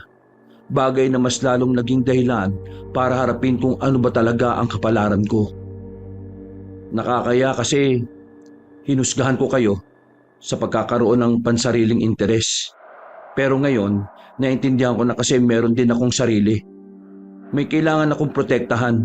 Hindi lang ang mga ito, kundi pati na rin itong pamangkin ko. At hindi ko magagawa ang bagay na yon kung mananatili ako kung ano ako ngayon. Kaya Mamputol, sabi mo sa akin kung ano ang dapat kong gawin. Kung paano ko magagamit ng tamang mutya. Wala ka ng ibang dapat gawin, Jules. Kundi ang tanggapin na ikaw at ang mutya ay iisa. Hinawakan niya ako sa balikat. Sa hindi malamang dahilan, meron akong naramdamang kakaibang enerhiya na dumaloy sa buong katawan ko. Para bang pinanganak ako ulit. Ang linis ng kaisipan ko. Napangiti rin si Mamputol dahil napansin niya ang pagbabago sa akin. Hindi pa tayo nagsisimulang magsanay. Naramdaman mo na kagad. Ihanda mo na sarili mo. Marami akong ituturo sa iyo. At ang gagawin nyo lang ay makinig. Pero paano po itong batang ito? Napag-usapan na namin ni Lisa ang bagay na yan. Kapag nagsimula na tayong kalabanin ng mga aswang, si Lisa ang magbabantay dyan. Wala kang dapat ipag-alala. Maraming pera si Lisa. Kayang-kaya niya magbayad ng mga tauhan para magbantay sa kanila. Maraming pera? Sinasabi niyo bang mayaman siya? Hindi mo kilala si Lisa. Akala mo siguro pangkaraniwang babae lang siya kasi nakatira sa simpleng bahay. Natatawa na lamang si Mamputol. Ako naman ay napapaisip na lang. Napagtanto ko na hindi ko pa pala sila talaga kilala. Matapos ang usapan namin, bumalik kami sa bahay ni Mamputol. Naroon pa rin pala si Ilyas at Romel. Sandali lang kami roon at umalis din kami. Meron kaming pinuntahang lumang bahay. Nakatirik yon sa boundary ng bayan at ng isang baryo na malapit din sa amin. Yung pagkakagawa sa bahay ay parang panahon pa ng Kastila. Sa labas pa lang, mararamdaman na ang kasaysayan ng meron ito. Pagmamay-ari ito ng pamilya ni Lisa. Dito nabuo ang samahan ng mga manunugis na antingero kontra sa mga aswang. Wala pa si Lisa at ang lolo mo, Jules. Nakatirik na ang bahay na ito. Yung angkan ni Lisa, sila ang unang nakasama ko sa laban. Pero sa paglipas ng panahon, unti-unti naman silang nawala. Pumanaw, ang iba dahil sa sakit, ang iba dahil sa mga aswang. Grabe! Hindi pa rin talaga ako makapaniwala na ang tagal nyo nang nabubuhay, Mang Putol. Naabutan mo talaga yung mga Kastila? Oo, naabutan ko. Pero kung iisipin mong masaya ang mamuhay ng matagal, nagkakamali ka. Kung ako ang papipiliin, sana ay magkaroon ako ng pagkakataon na bumalik sa nakaraan para hindi ako isinumpa ng mutya. Na sana hindi ako namuhay ng ganito katagal para hindi ko nasaksihan na unti-unti akong iniiwan ng mga tao. Ang mahalaga sa akin, ang pinaka-epekto ng sumpa sa akin, kalungkutan. Kasi hindi ko magawang ipahinga ang puso ko sa lahat ng mga masasamang nangyari sa mundo. Mawawala ba talaga ang sumpa kapag natalo natin ang mga aswang? Yon ang misyon na hindi ko nagawa. Imposibleng magawa ko ng mag-isa. Kapag natapos yon, mawawala ang sumpa. Kaya salamat at nandito kayo. Yung mutya na sinasabi mo, may isip ba yun? Ibig ko sabihin, isinumpa ka talaga ng mutya mutya lang siya? Hindi lang siya basta mutya.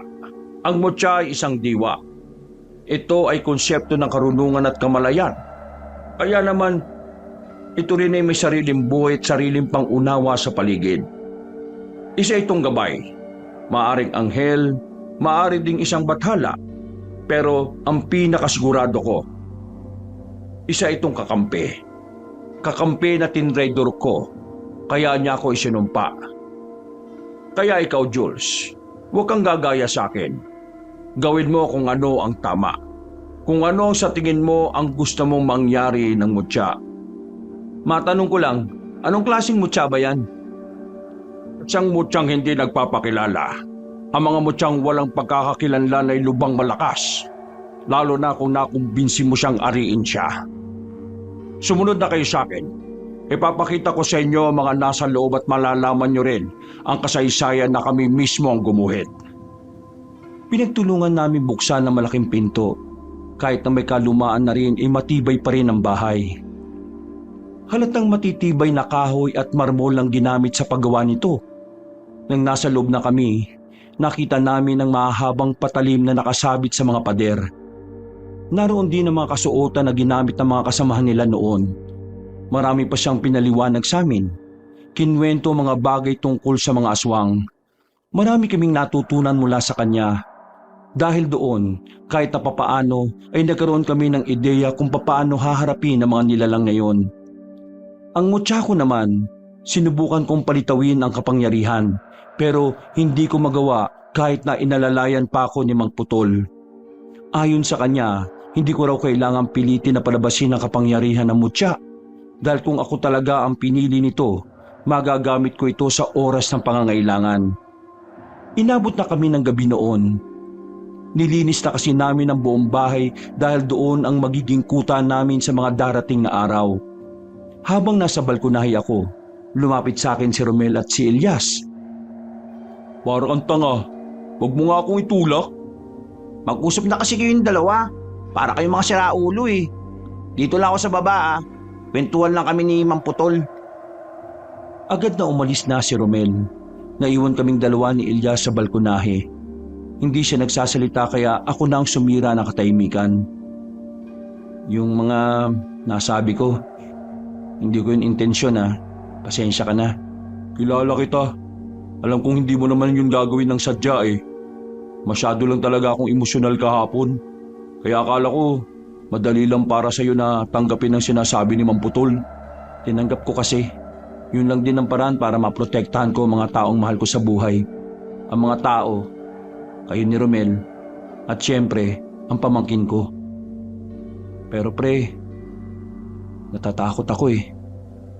Paano kung hindi gumana ang mutya sa oras na kailangan ko siya? Wala akong ganong naiintindihan sa mutya pre pero naniniwala ako na magagamit mo yan. Kailangan mo lang magtiwala sa kanya at samahan mo na rin ng dasal. Tatagan natin ha. Magkasama nating abutin ng hustisya para sa papa mo. Para sa mga tao. Maraming salamat pre. Mababangis ang aswang. Lalo na yung hari nila na nakaharap namin ni Daboy. Ano? Nakaharap nyo na? Anong nangyari? Nakatakbo eh. Natakot siya kay Mang Putol. Pero ang sabi ni Mang Putol, hindi talaga yun lalaban sa kanya dahil may hinihintay pa silang araw. 6 na araw mula ngayon, mas magiging malakas sila. Kaya asahan na nating mapapalaban talaga tayo. Sabay kaming napabuntong hininga. Aminin ko man o hindi, nag-uumapaw na ang kaba sa kalooban ko. Hindi ko nalang pinahalata dahil ayaw kong magmukha ang mahina sa paningin nila. Kinabukasan ng umaga, dumaan si Aling Lisa at ang pamangkin ko. Nagpaalam na sila dahil kailangan na nilang umalis at magpakalayo-layo. Hindi kasi pwedeng manatili sa baryo namin si Daboy, lalo na't maaari din siyang pag-inita ng mga aswang na makakalaban namin. Mga bandang hapon, inihanda na namin ang sarili. Nakaplano kaming pumunta sa kabilang gubat dahil sa natanggap na timbre mula sa kakilala ni Mang Putol. Ayon sa tip, meron silang nakikitang mga kahina-hinalang naninirahan sa isang gubat na malapit sa tuyong ilog. At yun ang pinuntahan namin. Maging alerto kayo sa kahit na anong oras. Ang mga aswang ay tuso. Hindi sila aatake kapag alam nating aatake sila. Aatake sila sa mga sandaling hindi tayo nakahanda. Sa madaling sabi, ang mga aswang ay traidor at patalikod kung lumaban. Yun ang iiwasan natin para maiwasang may malaga sa ating samahan. Sigurado ka bang kakayanin natin sila? 4 lang tayo. Kakayanin natin. Ang mga aswang na aatakihin natin ngayon ay mga pangkaraniwan lang. Kailangan lang natin silang tugisin dahil malapit sila sa isang baryo. Mapanganib pa rin sila kahit hindi sila literal na naghahalimaw kapag nagalit. Huminga ako ng malalim. Nanlalamig ang palad ko dahil doon. Mas lalo kong kinabahan nang makita na namin ang ilang kabahayan malapit sa ilog. Ayon kay Mang Putol, ang mga kabahayang yon ay ang mismong tinitiran daw ng mga aswang. Nakumpirma ko yun nang maramdaman kong parang may nagbabago sa katawan ko. Anong problema, Jules? Naninikip na naman ba dibdib mo? Hindi na, pero parang ang gaan ng katawan ko. Ang butya. Nagkakaroon siya ng reaksyon dahil nararamdaman niyang palapit na tayo sa mga aswang. Ihandaan niyo ang inyong sarili. Naglakad na kami palapit doon. Tumingin kami ng ilang metro lang ang layo. Pinagmasdan na muna namin ang 3 bahay na naroon. Sandali kaming nag-obserba. Nang makita naming merong lumabas na lalaki sa isang bahay, parang nagwawala ng mutya na nasa loob ng aking katawan. Nararamdaman ko na parang gustong-gusto ko ng kumilos ng kamay ko para atakihin ang mga yon. Ihandaan niyo ang mga palasot, pana, pati ang itak.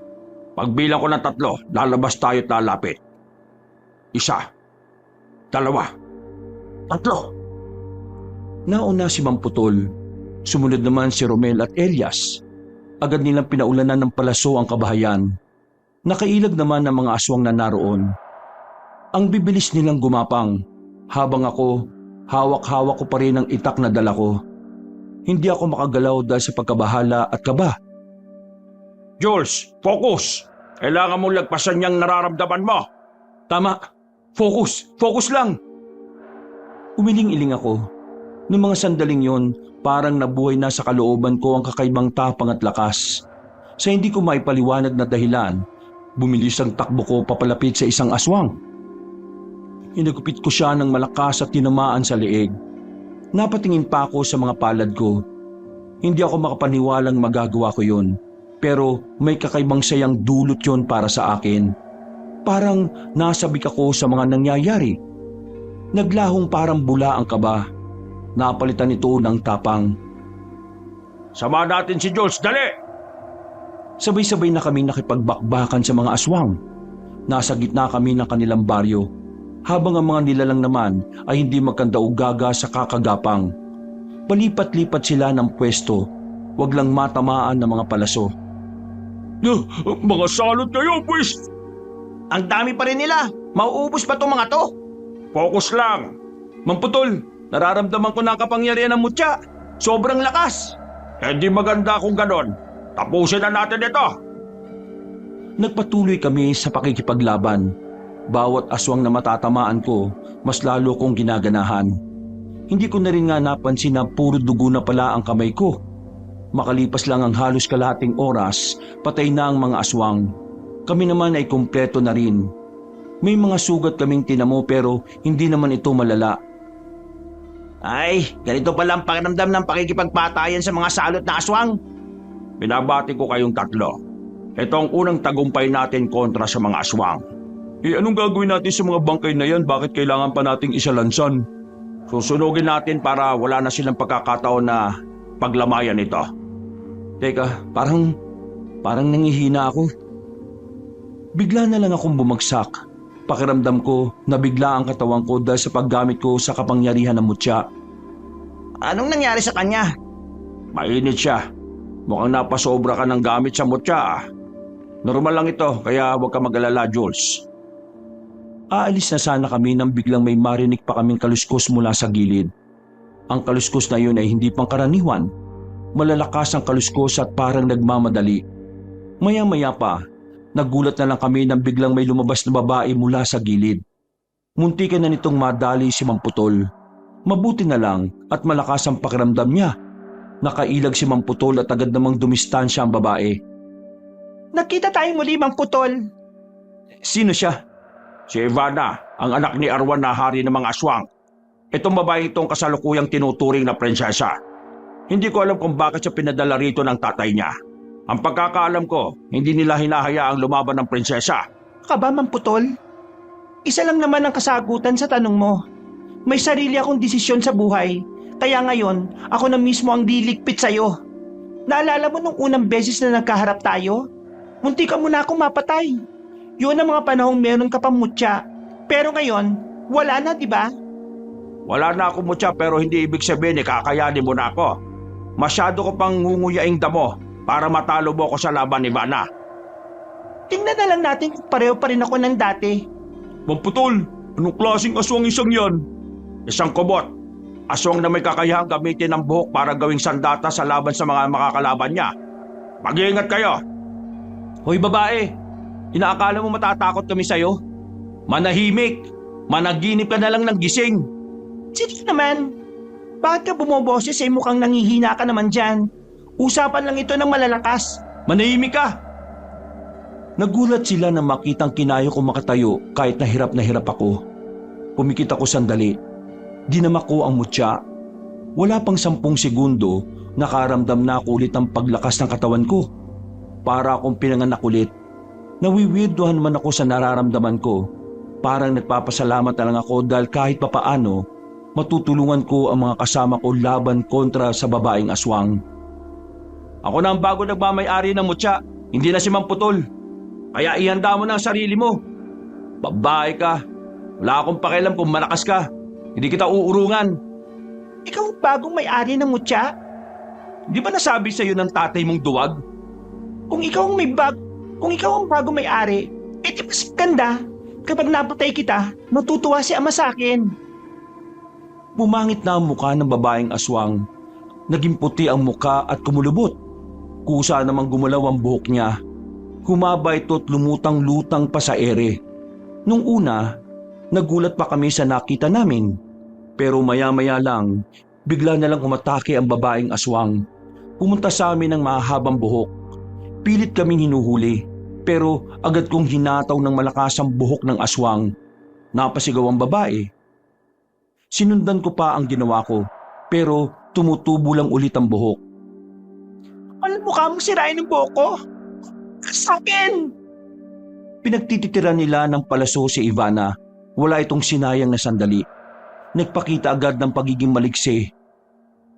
Na kahit ako, nahihirapan siyang sundan. Nung mga sandaling yon ay inakala namin si Ivana na lang ang makakalaban namin. Pero laking gulat namin nang meron pang dumating na mga aswang. Walang ya, meron na namang mga bago. Mas mukhang mababangis kumpara sa kanina. George, ikaw na ang bahala kay Ivana. Kami na ang bahala rito sa mga aswang na ito. Huwag ka mag-alala, Mamputol. Gagawin ko makakaya ko para matalo siya. Nang makita kong papalis na si Ivana, ginamit ko ang aking kapangyarihan ng mutya para makatakbo ako ng hindi normal ang bilis. Naharangan ko siya sa dadaanan niya at nahawakan ko pa siya sa leeg. Itinaas ko sa ere Kamang itatara ko na sanang itak sa tiyan nang bigla siya makawala. Kinalmot niya ako sa braso. Tinamaan naman ako at nakaramdam ako ng kakaibang kirot. Pero agad din naman akong nakarecover. Hindi ko masyadong iintindi yun.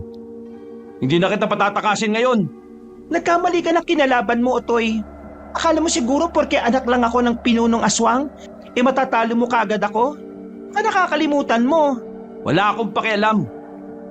Pinukul ko ang itak sa kinaroroonan niya, pero sinalo lang niya yon ng mga buhok niya at itinapon sa gilid. Kamao na lamang ang nagagamit ko noon, kaya naman pumikit ako sandali. Naramdaman ko na lang na parang naipon na ang enerhiya ng mutya sa magkabila kong kamao. Napalunok ako ng laway dahil sa kaba, pero may kakaiba ring pananabik akong naramdaman. Sinuntok ko si Ivana nang makakuha ko ng tamang pagkakataon. Sa lakas ng suntok ko, tumilapon siya sa gilid. Tumama pa ang ulo niya sa katawan ng puno.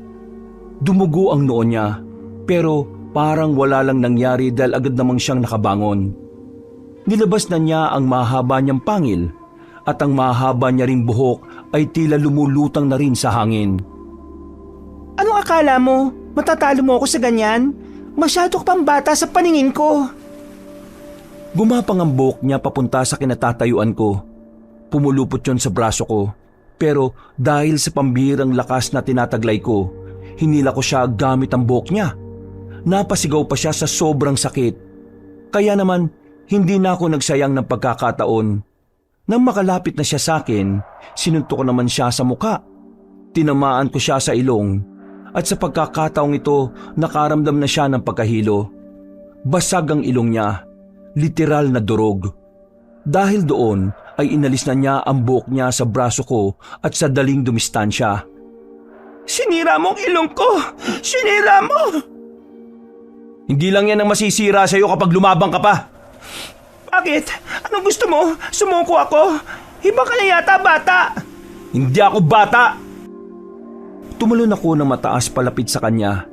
Nang tangkain ko siyang suntukin ulit, ay nakailag na siya. Mabilis siyang nagpunta sa likuran ko. Nakakuha siya ng pagkakataon para patamaan ako ng kanyang kalmot. Dahil doon, mas nagkaroon siya ng lakas ng loob para atakihin ako ng atakihin. Pero hindi ko hinayaang magpatuloy yun. Naramdaman ko na lang ang kakaibang lakas sa kalooban ko. Mabilis ko siyang inilagan. Hinawakan ko ang mahaba niyang buhok at pinulupot ko sa sarili niyang katawan. Nang hindi na siya makagalaw, sinuntok ko siya ng malakas sa dibdib. Bumulagta siya. Akala ko'y hindi na siya makakabangon pero nakatayo pa rin siya. Gegewang-gewang. Dumudura na rin siya ng dugo. Bago pa siya makagawa ng kahit na anong pag-atake, nilapitan ko siya ulit. Sinuntok ko ulit siya ng malakas sa muka. Tumilapon na naman siya. Tatapusin ko na sana ang labang yon pero may ibang aswang na dumating. Pinalibutan nila ako. At kahit na mag-isa lang ako ron, wala na akong nararamdaman na kahit anong takot. Bumubuo ang kalooban ko. Epal kayo ngayon kasi alam niyong mamamatay na ang amo niyong babae. Sige, pagbibigyan ko kayo. Sandali ko pang tiningnan si Ivana sa gilid. Nahihirapan na siyang makabangon. Kaya kampante ako noon na hindi niya ako magagawang takasan. Umatake naman ang mga aswang. Sabay-sabay, pinagtulungan nila ako. Pero napansin ko na parang wala naman silang balak na makipagpatayan sa akin. Sinasayang lang nila ang oras ko para makaalis ang babaeng aswang. Mabuti na lang, natapos na nila mamputol ang pakikipaglaban nila sa mga aswang na kaharap nila. Dumating sila kaya nagkaroon na ako ng pagkakataon na habulin si Ivana.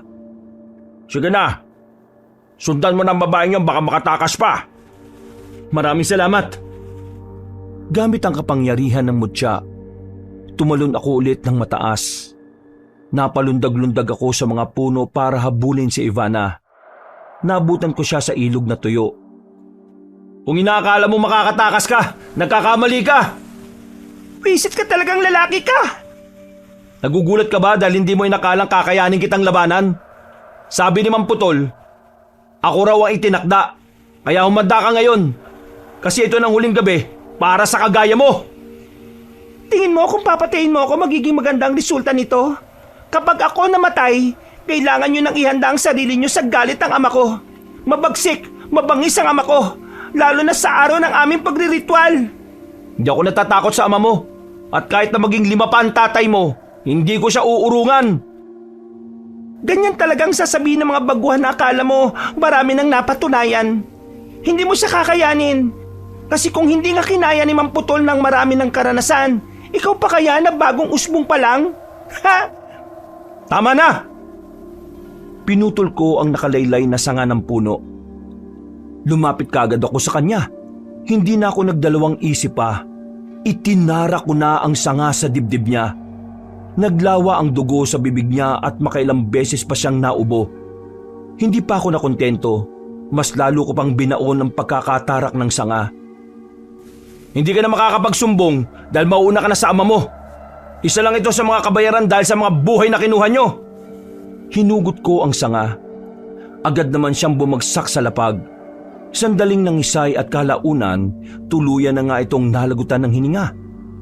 Napabuntong hininga na lang ako para akong natanggalan ng tinik sa lalamunan. Pagdating nila Mang Putol, saka ko lang naramdaman ang pagod. Uminit na naman ang katawan ko. Nakaramdam din ako ng pagkahilo. Pre, ayos ka lang? Uy! Nahihilo ako. Ang bigat ng pakiramdam ko. Mang Putol! Ganito ba talaga to? Agaya nga ng sinabi ko kanina, normal lang sa kanya dahil ngayon lang unang beses na nagamit niya ang kapangyarihan ng mutya. Ang mabuti pa, akayin niyo na siya. Lisanin na natin ang lugar na ito dahil nagawa na natin ang dapat nating gawin. Naubos namin ang mga aswang sa lugar na yon, Kabanong. May kaligayahan akong naramdaman dahil yun ang unang tagumpay namin kontra sa mga aswang. Habang naglalakbay kami pabalik, nawalan na ako ng malay. Pag-uwi namin, ang taas na ng lagnat ko.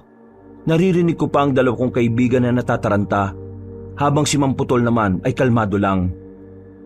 Nang magkaroon ako ng malay, pawis na pawis ako. Mababa na rin ang temperatura ng katawan ko. Hindi na rin mabigat ang aking pakiramdam. Ano pre? Ayos ka lang? Hindi ka naman mamamatay, di ba? Pinagsasasabi niyo. Bakit naman ako mamamatay? Tumirik ang mata mo kanina eh. Gusto ko na nga sana naming itakbo sa ospital pero ang sabi ni Mang Putol, normal lang daw yun. Hindi ko nga alam kung paanong naging normal yung ganun eh. Nakakatakot kaya. Nangyari na rin yan sa akin nung unang beses kong magamit ang kapangyarihan ng mutya. At sabi nila, kapag dinanas mo ang ganyang kataas na lagnat, ang ibig sabihin lang nun, nagsumiksik na talaga sa katauhan mo ang mutya. Magandang bagay ba yun? Oo, ibig sabihin nun, talagang bagay na bagay ang mutya sa katawan mo. Ano nang susunod natin gagawin? Bumakas sa mukha ni Mang Putol ang pagiging seryoso. Nararamdaman ko rin sa kanya ang pagkabahala. Kailangan natin paghandaan ang pagiganti ni Arwan. May ilang araw pa tayo para ihanda ang sarili natin sa maaaring pagdating niya. Bakit hindi na lang kaya natin puntahan sa lungga niya? Oo nga, unahan na natin habang di pa siya lumalakas. Ang problema, walang nakakaalam kung nasaan siya. Kahit ang mismong lungga nila na natiling lihim. Kaya wala tayong ibang magagawa.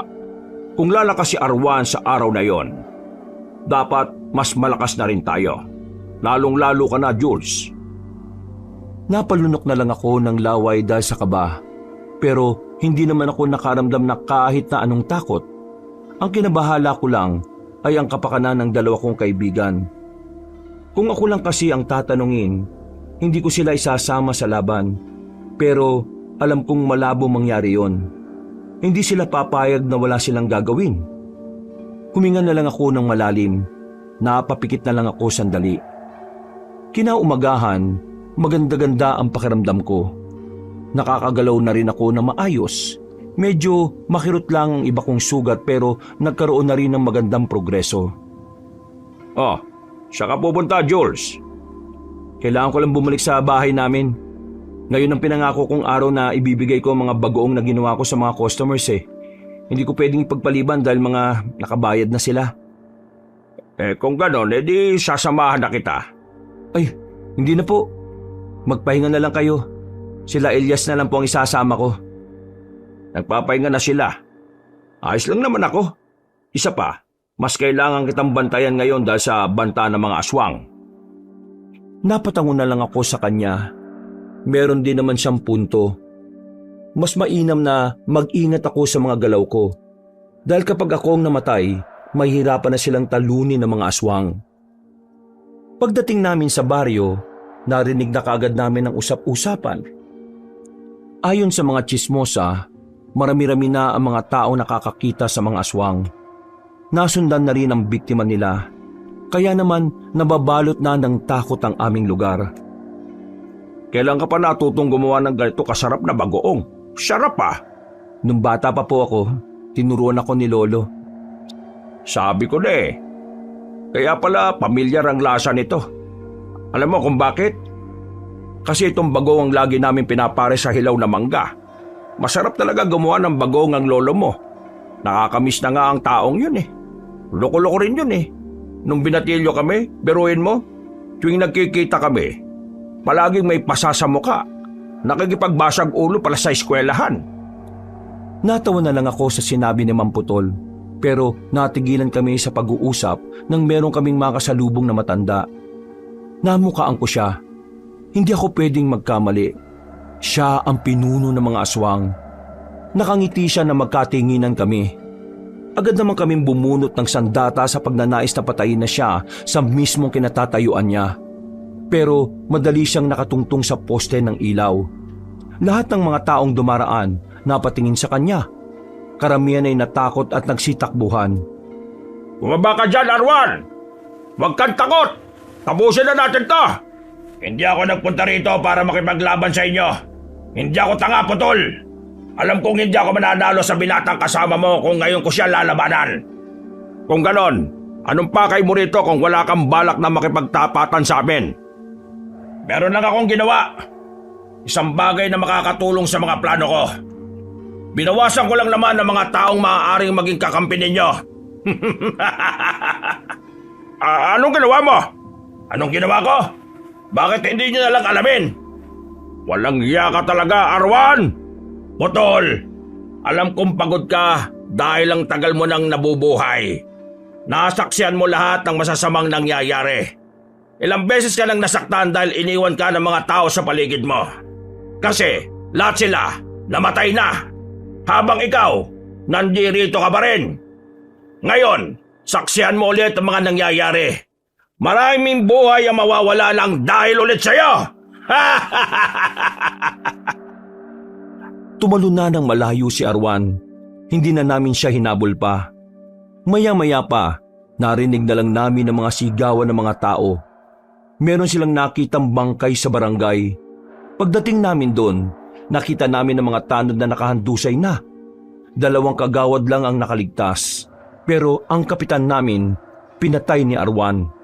Lasog-lasog ang katawan. Sobrang brutal. Nakalabas na ang laman loob dahil sa sobrang malala ng mga hiwa nito sa tiyan at dibdib. Pero hindi pa rin nagtatapos ang lahat. Dahil bukod sa mga nasa barangay, dinali rin ni Arwan ang ilang albularyo sa baryo kahit na wala namang alam ang mga yon sa pakikipaglaban sa mga aswang. Kahit mga manghihilot ay dinamay niya rin. Dahil sa nangyari, mas nagkaroon kami ng dahilan para mas paghandaan ang pagdating ng mga aswang. Hindi na namin sinayang ang pagkakataon. Sinimulan na rin namin ang pag-iensayo. Puspusan ang pagsasanay na ginawa namin. At habang ginagawa namin yon, unti-unti na ring tinipon ni Mamputol ang lahat ng mga kakilala niya. Lahat ng mga taong natulungan niya noon ay makikipagkaisa para puksain ang mga aswang. Mabilis na lumipas sa mga araw. Dumating na rin ang araw na pinaghahandaan namin. Noong mga sandaling yon, ramdam naming kayang-kaya na nga namin makipagsabayan. Bumalik kami sa baryo. Tumambay kami sa bahay ko. Doon kami nakiramdam at naghintay sa inaasahan naming pag-atake ng mga aswang. Makalipas nga lang ng ilang minuto, naramdaman ko na ang kanilang presensya. Agad na inabisuhan ni Mamputol ang mga kasamahan namin na nakapalibot na rin sa baryo. Hindi nagtagal, nagsimula ng kaguluhan. ang mga tao na natili lang sa loob ng kanilang bahay dahil alam nilang sa gabing yon, dadanak talaga ang dugo sa lupaing aming sinilangan. Nagsisimula na ang gulo. Kung ano man ang mangyayari sa atin ngayong gabi, tatandaan nyo na ginagawa natin to para sa kabutihan at sa kapayapaan. Mga pre, pakiusap. Ingatan nyo ang mga sarili nyo ha. Tayo na! Lumabas kami ng bahay dala ang mga sandata namin. Hindi nagtagal ay nakipagsagupaan na rin kami sa mga aswang. Sa unang minuto pa lang ng labanan, kitang-kita namin ang kalamangan ng mga kalaban. Mas mabibilis sila kung ikukumpara sa mga aswang na una na naming nakalaban. Pero walang sumusuko. Walang pinanghinaan ng loob. Lahat kami ganado. Jules, hanapin mo ang pinuno nila. Ikaw ang tatapat sa kanya. Gawin mo ang lahat para hindi siya makasali rito sa labanan na ito. Dalhin mo siya sa ibang lugar. Hindi na ako nagsayang ng oras. Ginamit ko na ang kapangyarihan ng mutya para alamin ang kinaroroonan ni Arwan. Wala pang isang minuto, nalaman ko na kung nasaan siya. Mabilis akong tumakbo papunta sa taniman ng mais. Sa malawak na kapatagan, nakita ko siyang nakatayo. Nakatingin sa itaas. At kahit na wala siyang ginagawa, nararamdaman ko na ang nag-uumapaw niyang presensya. Eto na! Eto na ang itinakdang oras para bawiin ko kung ano man ang samin at burahin ang mga haharang saming layunin. Walang inyo. Kahit na kailan, hindi naging sa inyong lugar na ito. Wala ka pang alam sa kasaysayan, iho. Kaya maiintindihan ko kung bakit ganyan ang sinasabi mo. Pero, para mas maintindihan mo, kailangan mo munang maranasang masaktan. Agad na nagbago ang anyo ni Arwan. Hindi ko na namalayan na nasa harapan ko na pala siya. Sobrang bilis. Parang kasing bilis ng hangin. Dinakma niya ang mukha ko at saka sinuntok ng malakas sa sikmura. Napasuka kagad ako ng dugo. Sa isang suntok lang, parang nayanig na ang buong pagkatao ko. Tumilapon ako. Kahit nakatayo ako kagad, naramdaman ko naman ang epekto ng suntok niya. Hindi lang sa katawan, kundi pati na rin sa kaisipan ko. Maraha si Arwan. Hindi siya masyadong dumadaldal. Parang nakatuon lang siya kung paano niya ako pahirapan. Ilang beses na niya akong pinagsisisipa, pinagsususuntok, pinagkakakalmot. Parang wala siyang balak na tapusin kagad ako. Pagbabayaran mo ang ginawa mo sa anak ko! Hinawakan niya ako sa balikat at pinisil niya ng madiin. Kakaiba talaga ang lakas niya noong mga oras na yon, kabanong. Hindi normal. Kaya naman unti-unti na rin akong pinanghihinaan ng loob. Ang unang pumasok sa isipan ko, baka hindi talaga ako ang tagapangalaga ng mutya. Nangihina na ang tuhod ko. Lumalabo na ang paningin ko. Kapag tinitingnan ko si Arwan, hindi ko maiwasang hindi magduda sa sarili ko. Ayan nga, pagdudahan mo ang sarili mo. Isipin mong hindi mo ako kaya para lalo kang manghina. Salamat. Salamat? Anong salamat pinagsasasabi mo? Salamat kasi pinaalala mo sa akin na dapat hindi ako panghinaan ng loob. Sa mga sandaling yon, para akong nagising sa katotohanan. Isang malaking pagmulat sa kaisipan ko ang sinabi ni Arwan.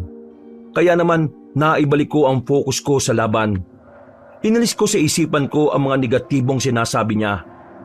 Maya-maya pa, agad na rin akong tumayo. Malakas ulit ang katawan ko. Dahil sa mutya na muling nabuhay sa aking katawan.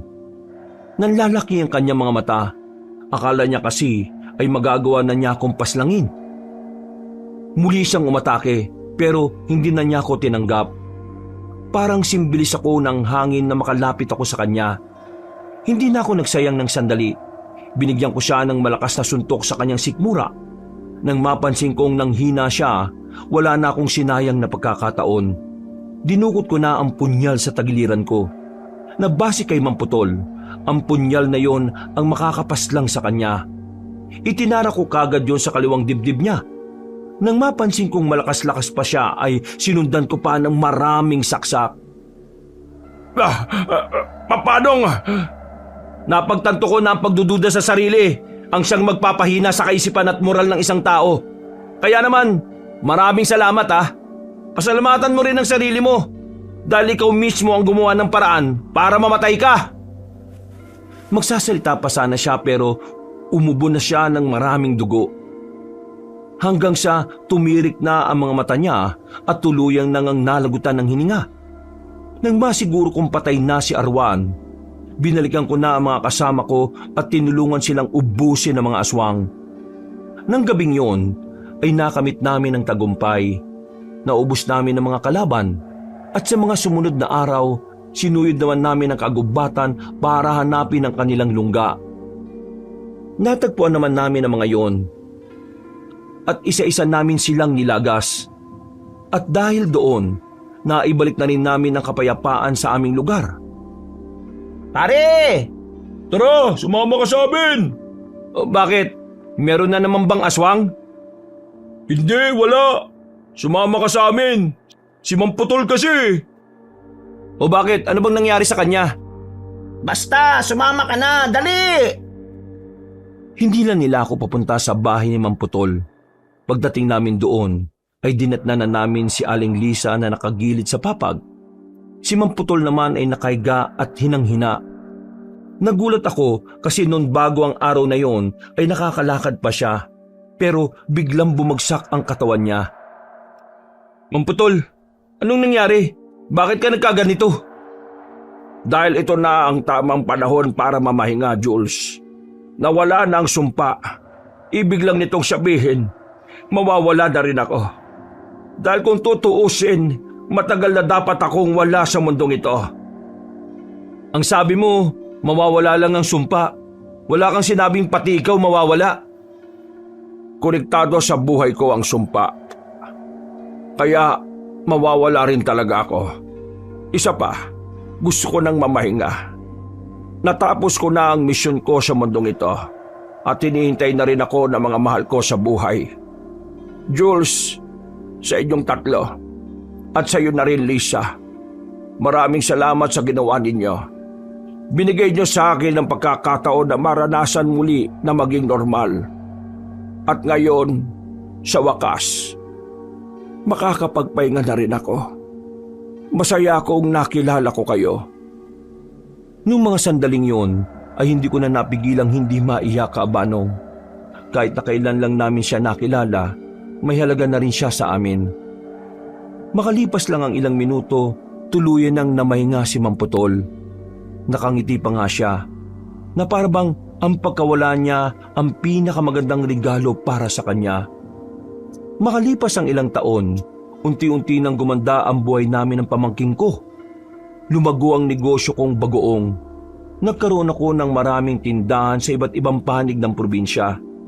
At syempre, kasama ko si Aling Lisa at ang dalawa kong kaibigan sa tagumpay. Ang mutya naman, nanatili pa rin naman siya sa katawan ko. Pero nanahimik siya sa akin. Ang sabi ni Aling Lisa, mabubuhay lang ito ulit sa oras na magkaroon ulit ng kalaban na gaya ng aswang. Sa ngayon, maayos na ang buhay namin ni Daboy, Kabanong. Wala ng aswang at tinatamasa na namin ang kapayapaan na aming nakamtan. Hanggang dito na lang po. Maraming salamat sa mga sumubaybay hanggang sa parting ito. Sana'y nagustuhan nyo ang aming kwento. Muli, ako po si Jules. Pinagpalang araw sa inyong lahat. Wakas.